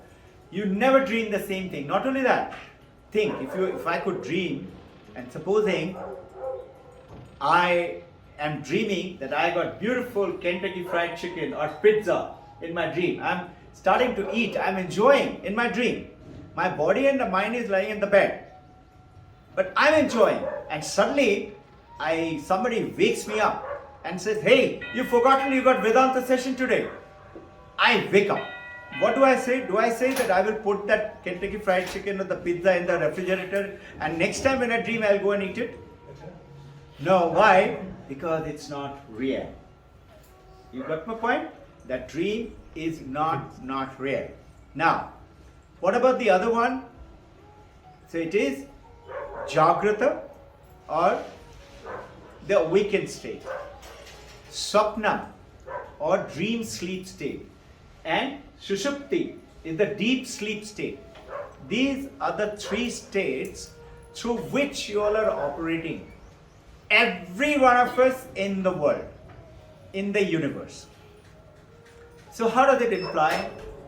You've forgotten your real self. What is that real self? Some of you who haven't heard about it as yet, is the same thing. Mandukya Upanishad in the first verse and the second verse, it is talking about, first verse is talking about Om. And 8, 9, 10, 11, 12, I told you only 12 mantras, is dealing with the secret of Om. And 2, 3, 4, 5, 6 is talking about self, me. Who is this I? Now when you understand that, you will realize you are not your Jagrat, awakened state, like right now. You say, come on, this is me, which is not so. Number 2, when I am in dream sleep state, that is neither you. Neither are you the truth, which is in deep sleep state. Deep sleep state, you have no thoughts, no memory, no nothing. But that deep sleep state is the seed state which gives rise to the dream sleep and awakened state. Like how I put a seed into the ground. Seed is completely programmed. When to grow shoot, when to grow roots, when to grow fruits, when to grow flowers. The seed has that. We do not realize it. We don't pay much attention to the deep sleep. But on deep sleep, Mandukya talks about 5th and 6th, 2 verses. Whereas waking and dreaming, only one verse. Okay? Now, that deep sleep is like the seed form which comes in and gives you a awakened state and the dream sleep state. Now tell me, how does it matter to me? Why? Because you are passing through these 3. You is who? Everybody. There is no one who doesn't, excepting the one who is like in the ocean. There are thousands of waves. Those of you who've been attending, you recollect that example. And I say, waves have water in it. You all have seen beautiful ocean waves and having fun, right? Do the waves have water in it? Is my question. Yes, sir. Waves have water in it. Answer? Sorry? Waves have, you're watching a wave, when you're having fun, chasing the wave, playing with the wave, diving. Waves have water in it, is the question. It's a form of water rather than I say it has water. Sorry? I'm saying wave is basically a form of water rather than I say ki that wave is a water. So what are you saying? I'm saying it is a form of water. It's a form of water. So my statement is waves have water in it. Is it true or false? Waves have water in it. I may say yes. Huh? I Yes. may say yes. How about you? How about you? You all are new because they all know the answer. According to me, it's no, because the Yeah, it will be very good to understand this question of faith, so reflected with that background. Yeah, how would you say? I would say no, because according to me, waves are pushing the water forward. Say that again. The waves are pushing the water forward. So it is water is already in the ocean, but the purpose of wave is to carry it, bring it forward. Okay, now look at it this way to understand his question and our questions of life. Vedanta says, what waves have water in it? Even ocean doesn't have water in it. He says, shut up. How can it be? Ocean doesn't have water, then what does it have? Vedanta says, okay, this glass has water in it. I can separate the water and separate the glass. Now there are two objects. One is glass full of water, which has become now two. One water, one glass. Can I separate the water from the wave? You all were answering towards the truth, but in the periphery. Try and bring clarity.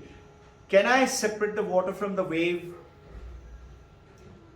No. No. If I do, will the wave be there? No. Can I separate the water from the ocean? Yes. No, if I separate the water from the ocean, ocean will vanish. Yeah, ocean will not have any relevance. It's not there. Yeah. Water is the essential ingredient. You all touched upon the periphery. Water is the essential ingredient, which you were touching upon, but the clarity will come in as you do more understanding and study and talk. Water itself has chosen to be the ocean, the dirty puddle on the road, or rain, or the pond, or the waterfalls, or the cloud, or in this glass. Water is chosen to be so. Now, water is not affected if it is a wave or it's an ocean. Give a cruder example. You're wearing gold ornament. You got a necklace, you got a bangle, you got a pajib, you got a tiara. Now, have you all realized that generally when children you talk about, go and bring some gold. So one young guy of a jeweler goes up to get, and Papa said, go to that box and bring some gold. He goes and comes back, he said, Father, there is no gold. He said, what are you saying? He said, there is no gold, Papa. He said, come with me. He got a naturally heart attack. He goes up and opens the sanduk and he said, what is this? He said, Papa, this is not gold. This is necklace, this is bangle, this is tiara. This is what the mistake we are doing answering that question. We are associating that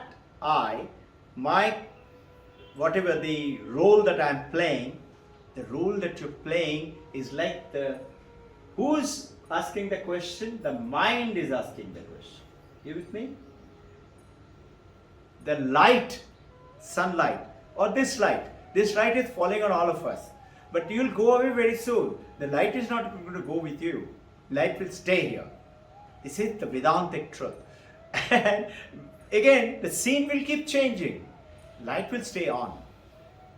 What are you seeing it now? So understand it now. I will give you a little bit of Mandukya Upanishad answers today.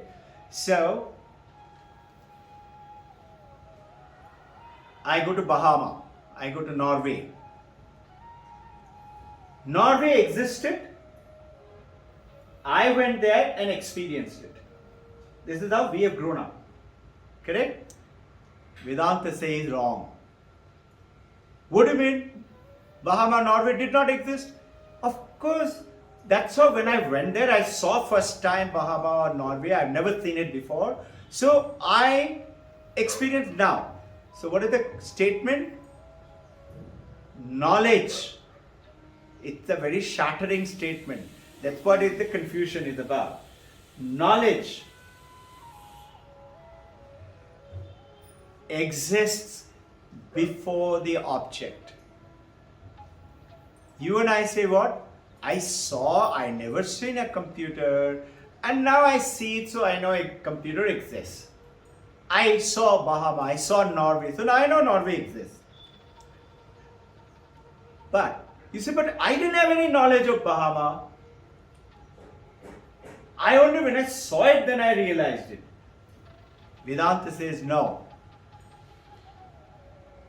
Only when you realize of the existence of the knowledge, then only the object will come in front of you. How? Hey, you didn't know Norway, you didn't know Bahama because you haven't been there. But listen, you must have seen it in the internet, you must have read it in a book, you must have seen a picture, you must have heard it on television or on talk or somewhere has told you that something like that exists. Somebody will say, why? There are so many things in this universe which exist, which we don't know anything about. So Vedanta says, yes, you do know that you don't know. Knowledge is existing as you not knowing it. Like Isaac Newton discovered forces of gravity. How? Nobody knew about it. It was not written. He didn't read in some Upanishad. What did he do? It existed as a knowledge in him. He kept thinking about it. Why did the apple fall? It sounds complicated, it is not. It's very simple and easy if you just delve into it a little bit. Your own mind will come out with it. But mind is getting powered from where? That mind thinking about it. Mind is getting powered from mind. And mind is not true. You are seeing the world with the five senses. Your question comes from the five senses, and which in turn feeds to the brain. The five senses feed to the brain. I see this Apple machine. It is not entering my eye for it to see. Image of this Apple machine enters as a picture in my cornea, which in turn sends the image to the brain. Brain gets a tiny particle of electricity, which sends it. It doesn't have its own power. Brain doesn't have its own power. It sends it to the mind. Mind doesn't have its own power too. Can I see that slide? Mind doesn't have its own power too. Mind, your brain cannot work unless you are conscious. Supposing you are unconscious right now. Can you see anything? Can you hear me? If I'm in coma, can I see the world? Can my world exist? My world is vanished. And if I'm dead, it is zero. If I'm in coma, it is slightly. What slightly? Consciousness. Consciousness empowers the mind, which in turn empowers the brain, which in turn empowers the senses. Am I going too fast? Consciousness alone is the truth. I alone is the truth. So what is the statement which I am quoting right now to you? Knowledge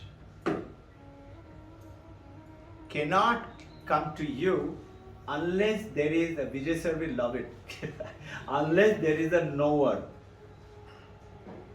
Knowledge cannot come to you unless you exist.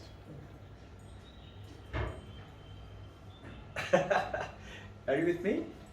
I cannot know if I don't exist. Who is this I? This I is not mind, not brain, not your body, not your senses. That I is the I, which is what we use this for our children. And this world, this is the world. This world comes to me through five senses, the body. Two, through the optical nerve to the brain. Brain sends tiny particles of electricity to the mind as a message. Mind, if it was mind like my Reeves' mind or your grandson's mind, it doesn't know what's a tree. See, it doesn't say anything. But you and I know how? From mind has got four functions. Mano, Buddhi, Chitta, Ahankar. Mano, Buddhi, Chitta, Ahankar. Chitta is memory. Memory tells, oh, that's a people tree. Mind saw it. Now mind doesn't have its own power. Mind has the power like the moon has the power from the sun. Moon doesn't have its own light.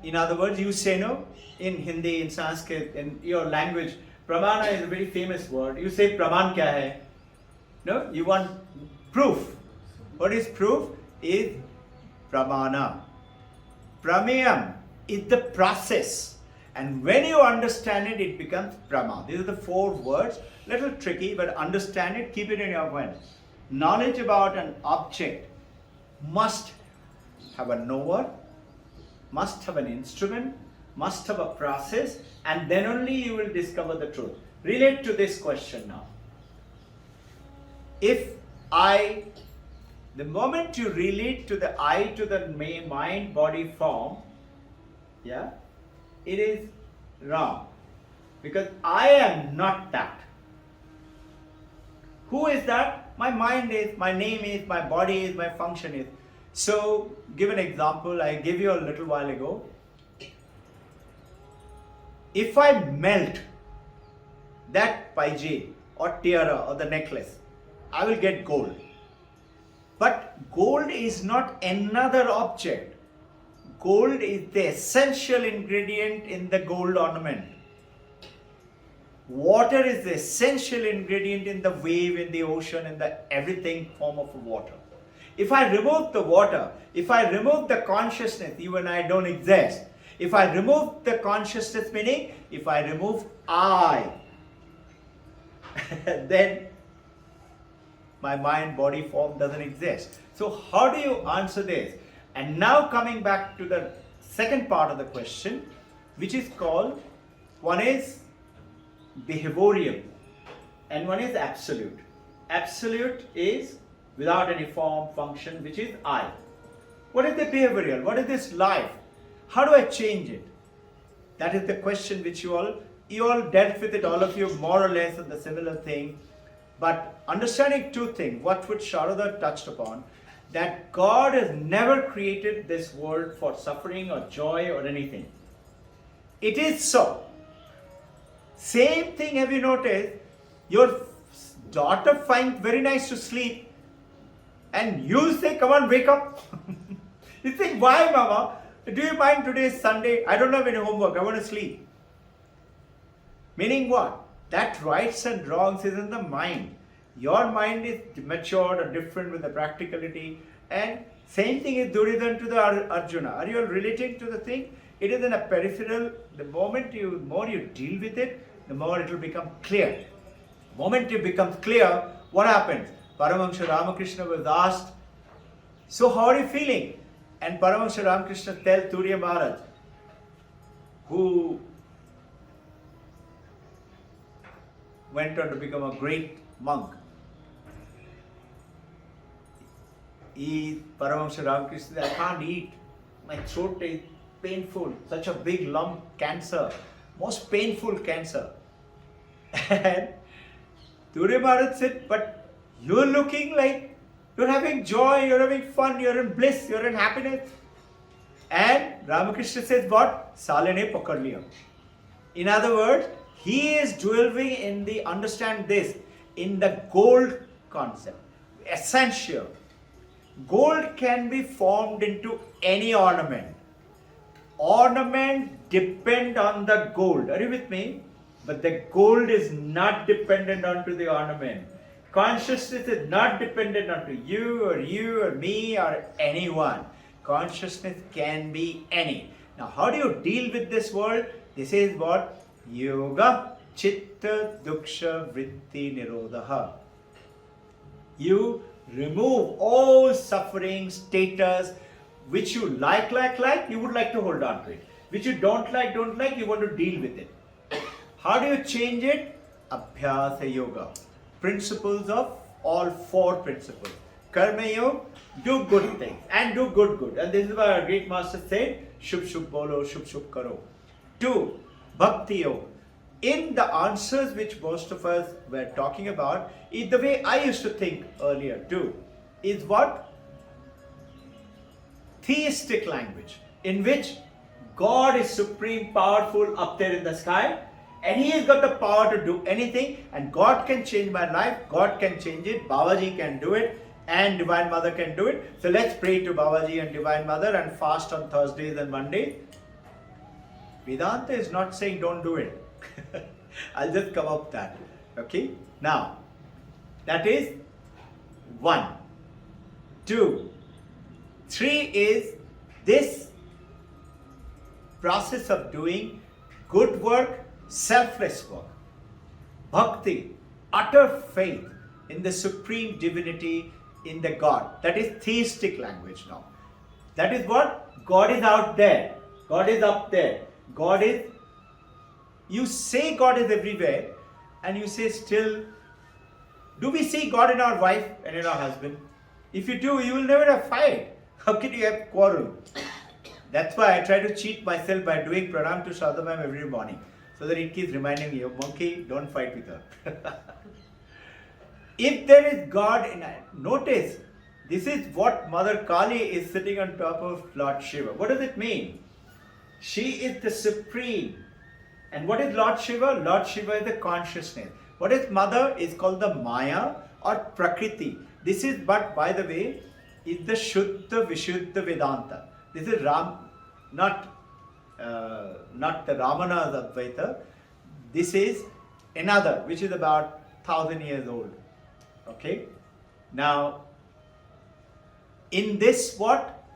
Understanding. I can change my life with my way of doing good, or whatever bad I have done. I don't know what bad I have done. Like Buddha is there in 1,000 tales of Buddha. He recollected all his 1,000 births before. I have the series collections.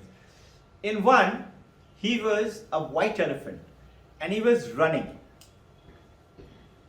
This incident came up to the Buddha, talked about it, because when Buddha was coming from Sarnath towards Banaras to talk to the people, these Pandits, they were all very jealous of Buddha. What was Buddha talking about? Don't worship Shiva. And Banaras can't exist without Shiva.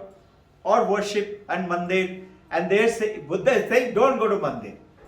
Your God is within you. Atma Deepo Bhavu. I will show you how to get out of all suffering. Those 4 suffering and 8-fold path. This is what Buddha talked about. So they wanted to kill Buddha. They did many efforts. One of them was, they threw the stone, a big boulder, when Buddha with his people were coming through a small valley, so that it will come and crush them. But the stone broke in the air on its own, shattered. But one tiny bit came and hit Buddha on his toe. And that wound would not heal. 1 year, 2 years, it kept on festering and a lot of trouble for him. So eventually, one of the local emperor gave his favorite Vaid to Buddha and say, you be with him and heal him.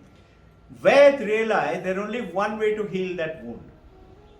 And that was to give him a powder from a pig's intestine.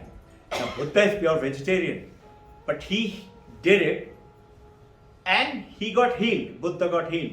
So Buddha asked him, how did you heal me? What did you do? He had to tell the truth. So Buddha outcasted him for life. He said, you never come back to me. But he also blessed him. He said, you will travel towards your journey because you took that chance because of me. Buddha explained, why did the splinter enter my foot? That is the karma. He did what? He was running as a white elephant. Forest caught fire. He was running. Lots of animals were running in front of him. There was a rabbit. And Buddha, as a white elephant, stepped onto the rabbit's tail. You know, rabbit's tail, you can just pull it, it comes off. It feels small amount of pain. I have done lots of them. I used to hang them, those rabbits. I used to be a hunter. Everybody used to come and take. Rabbit's tail is supposed to bring you good luck. You know, those days, stupidly, I used to think about all that. The rabbit did, oof, pain. Because of that, Buddha had that wound. Now, what should you do? Good karma, good bhakti, good Raja Yoga, meditation. All these 3 along with you must know, which is Jnana Yoga. You should know all 4 yogas. Sanatana Dharma in India talks about all 4. All great masters. Shankaracharya, greatest Advaita Vedanta. He has written the best of the hymn on Mother Saraswati. He used to worship Mother Saraswati as your name, Mom, Sharada. He used to call it Sharada. Sharada is one of the names. I shared with you all in the, did you all read the Mother Saraswati's writer? No? Read it, I sent it to you all in that. Those of you, have you seen that article? You read it? Yeah. Very nice. Read it. Those of you who don't have it, just take it. I'll send it to you by WhatsApp email. Read it. It's about, I think, how many? 28 pages or something. I'll show you all a copy of it. Get a copy, Mama, 2 copies. What am I coming to it? Coming to that answer. Is it changeable? Yes, it is. Coming back to the question again. Whatever role I play in my life, is it written by God?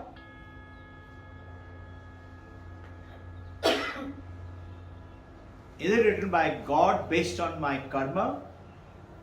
If yes, then who am I to change? The moment you say who am I to change, what is happening is some of you answered it. Meaning Vijay was saying, if you accept it, Usha was saying, if you accept it, you were saying. Meaning what? Whatever the karma, because of which, whatever role you're playing. Okay, this is, I took a printout, a few copies. This is the Mother Saraswati write-up that on the Saraswati Puja 2 days back, we gave it on internet to all the parents through the, you all see it, as well as I sent it to our beloved Babaji's group. So I'll send you all an email. If you want a copy, you can take a copy. And if yes, that who am I to change and how? I is the supreme. I is the summarizing. I is that light, sunlight. Sir is confused. Don't worry, it will become okay. Sir, answer is too helpful. yeah, I am the light. I am not facing any karma. I am that light which is not any karma is what? Dirty puddle on the road or on the something stupid on the road. I don't get affected. I'm falling on it. I fall on holy river water Ganga. I don't become pure. I am separate. I fall on pitcher of wine. I don't get drunk. I am separate. So whatever karmas are, I am not affected if I align myself to I. Now what happens? Is the joy and the beauty of, why should we do all this then? Why should I get into this journey of Mandukya? Because that I is the consciousness which has created this huge universe. One consciousness is there in everyone. Different mind, different body, different name, different form in everybody. But consciousness is one. One light is lighting up everything. What is that consciousness has? If I align myself, how are children doing 56 out of 56? Or 45 out of 45? I'm showing it to them. You're not this body, you're not this mind. They will find it difficult to believe. But if they start with that called sadhana chatushta, what is sadhana chatushta? Answer comes, if it is so simple, why isn't everybody doing it? Why are we still suffering? Because we don't understand it, we don't know about it, and even if I know, I purely take it as an academic knowledge. What is that knowing? That I have the power to influence my mind like sunlight falls on the moon. Moon is the mind. Moon in turn empowers the brain, which has got intellect, memory, which in turn will get energized to what? 56 out of 56. Change what is called attitude. I can do it. The moment these things come up, you will find subtly that same child who was doing pretty okay type or not so okay type become good, become better, become what? So-called academically perfect. 56 out of 56. Can you imagine in a worldwide 5 to 6 lakh students appearing and from little Victoria's kids children are becoming perfect scorer? How? This is what Sharda ma'am's work with her core team in generating them. Now, you understood now the last part of it? If yes, then who am I to change and how? Who am I? You're the sole authority, but not the mind, not the body, not the name, not the form, not the function. Nama Rupa Babhara, as Shankaracharya said. He goes on to sing, Mano buddhi chitta ahankar na aham, Chidananda rupoham shivoham shivoham. So the moment you are Chidananda rupo, you play the role. Now what has happened? I have become Paramahamsa. I have become Ramana Maharshi, Vivekananda. I have become Ramakrishna. I have become Chaitanya. I have become Jesus Christ. Now what is it? I am the wave. Ramakrishna wave. I know I am not the wave. I am the water. I am not the wave. I am playing the role of the wave. But I am essentially the water. Now what happens? I look at every other wave as one water. I am not separate from you, and all of us. We are all one. The moment you align yourself and start to understand it and believe it, you have tremendous power. What power? Just think of it, it will happen to you. How will it happen? Yes, ma'am. You just explained about the Buddha's example. Buddha got hurt in the foot, right? Slightly loudly. Lord Buddha got hurt in the foot, right? But he has the power to heal himself. Why he didn't heal himself? Buddha has the power to change. Should he or should he not? It depends on Buddha's consciousness influencing his mind and he has the power, but does he want to use it? Now, question is, mother who never had a baby, and after 12 years of marriage, she prayed and prayed and prayed and she got a baby. And those of you who read this book called Sri Ram, Living with the Masters of Himalaya, same question, Sri Ram. Sri Ram's parent, 78 and 70-year-old, mother and father, didn't have any baby. Bengali Baba, they read this book, Living with the Masters of Himalaya, answering that question directly. They all appeal to you straight away, you'll come to understand. Bengali Baba used to travel around India once a year. So he used to live in the Tapovan Himalayas and he used to travel just spreading the message and again go back there. So he was passing through West Bengal and there is this poor family living in a one hut with one cow, a little bit of patch where they will grow some little bit of something and live somehow, very poor. So he was passing by and mother and the father did pranam and said, Baba, why don't you stay with us one night? We are very poor, but we'll take care of you. Baba is sannyasi, monk, great monk, Bengali Baba. His name was Bengali Baba. He was Bengali, but he used to be known as Bengali Baba. He said, okay, he went and lived there. At night, they didn't have any food. They give him one chapati and little milk. That milk from the cow. And the next day morning, that little milk and one chapati. Baba knew. So before going, Baba said, Chal, maang le kya chahiye? In Bengali. And mother said, Baba, ek ladka chahiye. Baba said, nahi hoga. Not possible. So mother, what can she say? She said, Acha Baba. Little tear. The Baba was going. He read it. It's a beautiful story. He turns around at the gate, at the door, and smiles and says, Chal, ho jayega. A condition. When he is 6 years of age, you have to hand him over to me, otherwise he will die.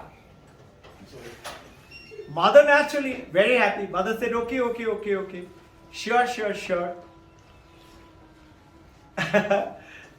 After 9, 10, 11 months, baby was born. At 71 and 79, imagine. Now the boy grew up, they're having beautiful fun. 5.5, 5 years, 10 months, I don't know the exact time. Before 6 years. And Bengali Baba comes. And he said, and mother said, how can you do it? You can't do it. You can't be so, steel-hearted. Baba said, okay, you want to keep him. But he's not going to live. So naturally, which mother will want the child to die? And mother said, okay, Baba, take him. And exactly at 6 years, he was with Baba in the Himalayas. He falls from the Himalaya, that top peak. And he's falling, and he's shouting, Baba, bachao, Baba, bachao. Have you, those of you been in the mountain, you've seen one branch Sometimes tree grows horizontally like that and then climbs up. One of the tree, his body hits, branches break, and that branch of which was in the root pierced through his stomach and holding on to him, not letting him go down. And he's pierced like a stuck pig, and he's screaming. And he suddenly sees Baba standing in the air, in front of him in the air. It is all written down by Sri Ram. And he's saying, Chilla kyun rahe? He goes jayega.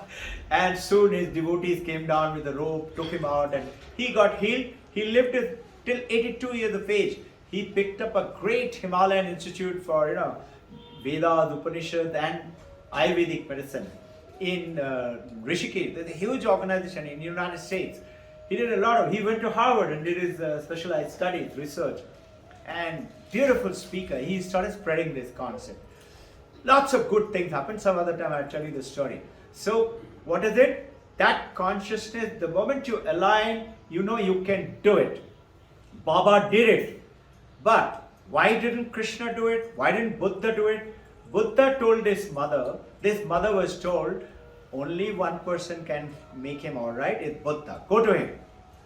The mother carried that 12-year-old boy all the way.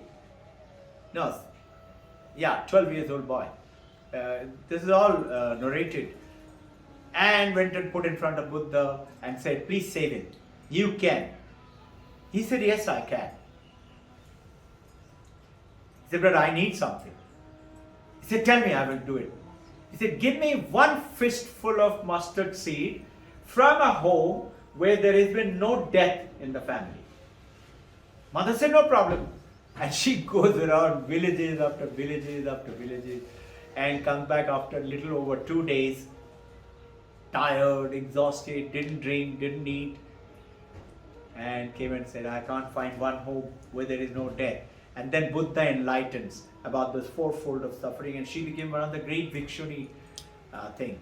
It's what now? Realizing I'm not this body, not this mind. Who are we healing? The first part of the healing is trying to heal the body and the mind and the name and the form. The best form of is you become aligned to your consciousness. With this process, what we are doing right now, what happens now? You become aware. Like if I am in this room and it's not in darkness, it's in that light. Can the light not illuminate me? It will illuminate everybody. So that consciousness will illuminate me. Now when I'm illumined, what happens is, if I'm truly aligned to that consciousness, I'm still holding my body. Jesus Christ's neck was chopped off. I don't know if you've read this. I've got the books here called, Mom, can you get me the 2 red volumes of Jesus Christ? He's saying what?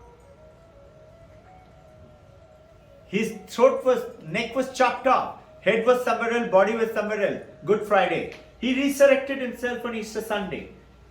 And he became perfectly okay. I don't know if you all know, he came to India after that. He came to India and he lived here for 17 years. Do you all know that? Well, just Google it. Go to Amazon.com. Write, Jesus lived in India. You will find minimum 20 to 30 books. Written by who? Not Indian. All foreigners. I went to that spot, Sharada and we went with the children there. In Kashmir, near Jama Masjid. Thank you, Mom. Can you just take out the volume 1? Now, this is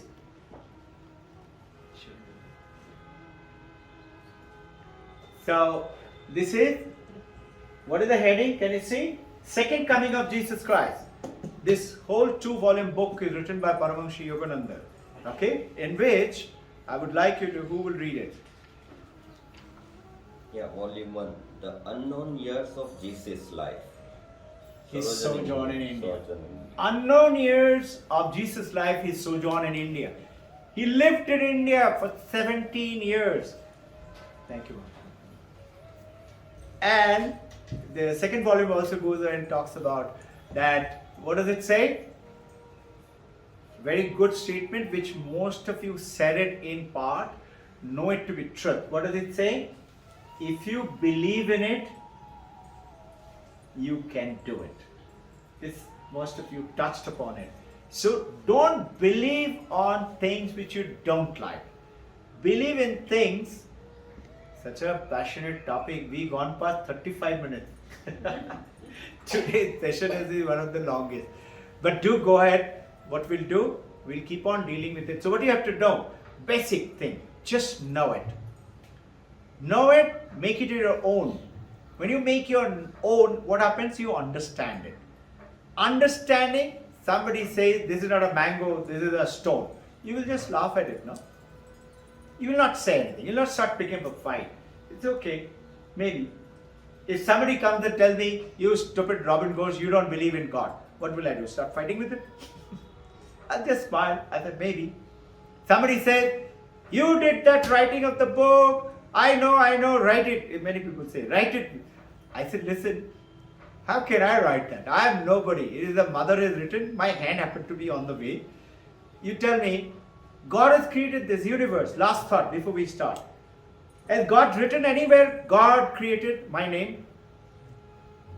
Then how can you and I do something and say, this is Robin Ghosh? And there is a beautiful statement. God gave you and me a house and we write on Robin Ghosh. How can we do that? Somebody may do it. Say, okay, keep quiet, smile. You should know about it. So now what is it? Eventual message is what? You can do anything, provided you are aligned with who you are. You can change everybody around you, the family, the people, etc. And Usha ma'am has experienced it, living it, and so have many of you. Now, you can see it happening right within. This champion, sir, what was daughter Harshada was saying? How much was she going to score before, say about 2 years before the exact session? First class. First class. She was saying she was appearing for final year doctors. And we had a little chat and we talked about it. And she's a very devoted follower of the Vedanta and this. So, what message did she get? She will talk. She will talk. Yeah. Did she believe in it first time? No. No, but did she go on to believe in it straight away? Did she start working with it? What happened to her? She stood second. There you are. See? Imagine. Meaning is unbelievable. So I tell our children, I ask them, this is so difficult to become first in the world. World exam. 5 to 6 lakh students in the world. We have a little school, Victoria's Gate. And there is Switzerland, there is France, there is England, and Australia, and China, Japan, Korea, America, North, South. How can we? I said, why? So we have to work very hard. I said, what if I tell you a way, without working hard you will do it. Without working hard you will get out of the suffering. Just know it. Working hard is what? Namah Shivaya, 1 million times. Working hard is what? Meditate every day, 6 hours a day. It doesn't mean don't do them. Do all of them as much as you can. Enjoy as much as you can doing it. Now, when you know that I am and I can, I ask the children, I'll give you a simple way. A shortcut. It will happen. How many of you are ready? Originally out of 56 they were saying 42, 45, 48. I said, why nobody 56? So 56 not possible. I said, okay. And then I said, okay, tell me something. So they were the boys and girls sitting in the front. I said, tell me, Tanishka, are you a girl? She said, yes, sir. I said, how do you know? I know it, sir. I said, how? I know it, sir. I said, I know you know, but how? He said, my body features, parent told me. I said, very good. Next girl said, I know I'm a girl, I have no problem. I have no doubt. I said, okay. Next one was a boy. I said, Piyush, you're a boy, right? Yes, sir. How do you know? I know it, sir. No doubts? No doubt. I said, you're a monkey. You know you're a boy or a girl. You know you're a body. You know you're not a donkey or a monkey. How come you don't know that you're a 56? Now, beginning to start to change what is called paradigm. That paradigm shift. What we talked about earlier, shift the paradigm to whatever you want in your life. And you want what? Good things. When you shift the paradigm, then why doesn't it happen to everybody? Very simple. you're forgetting to manifest the ethical manifestation, which is what? Stop telling lies even in a joke from today, this moment. Even in a joke. Hold on to truth, purity. And number 2, don't find fault with anyone. And number 3, help everybody. Very simple, 3 rules. Hold on to truth, don't find fault in anyone, including your own self. And spend your life in helping people.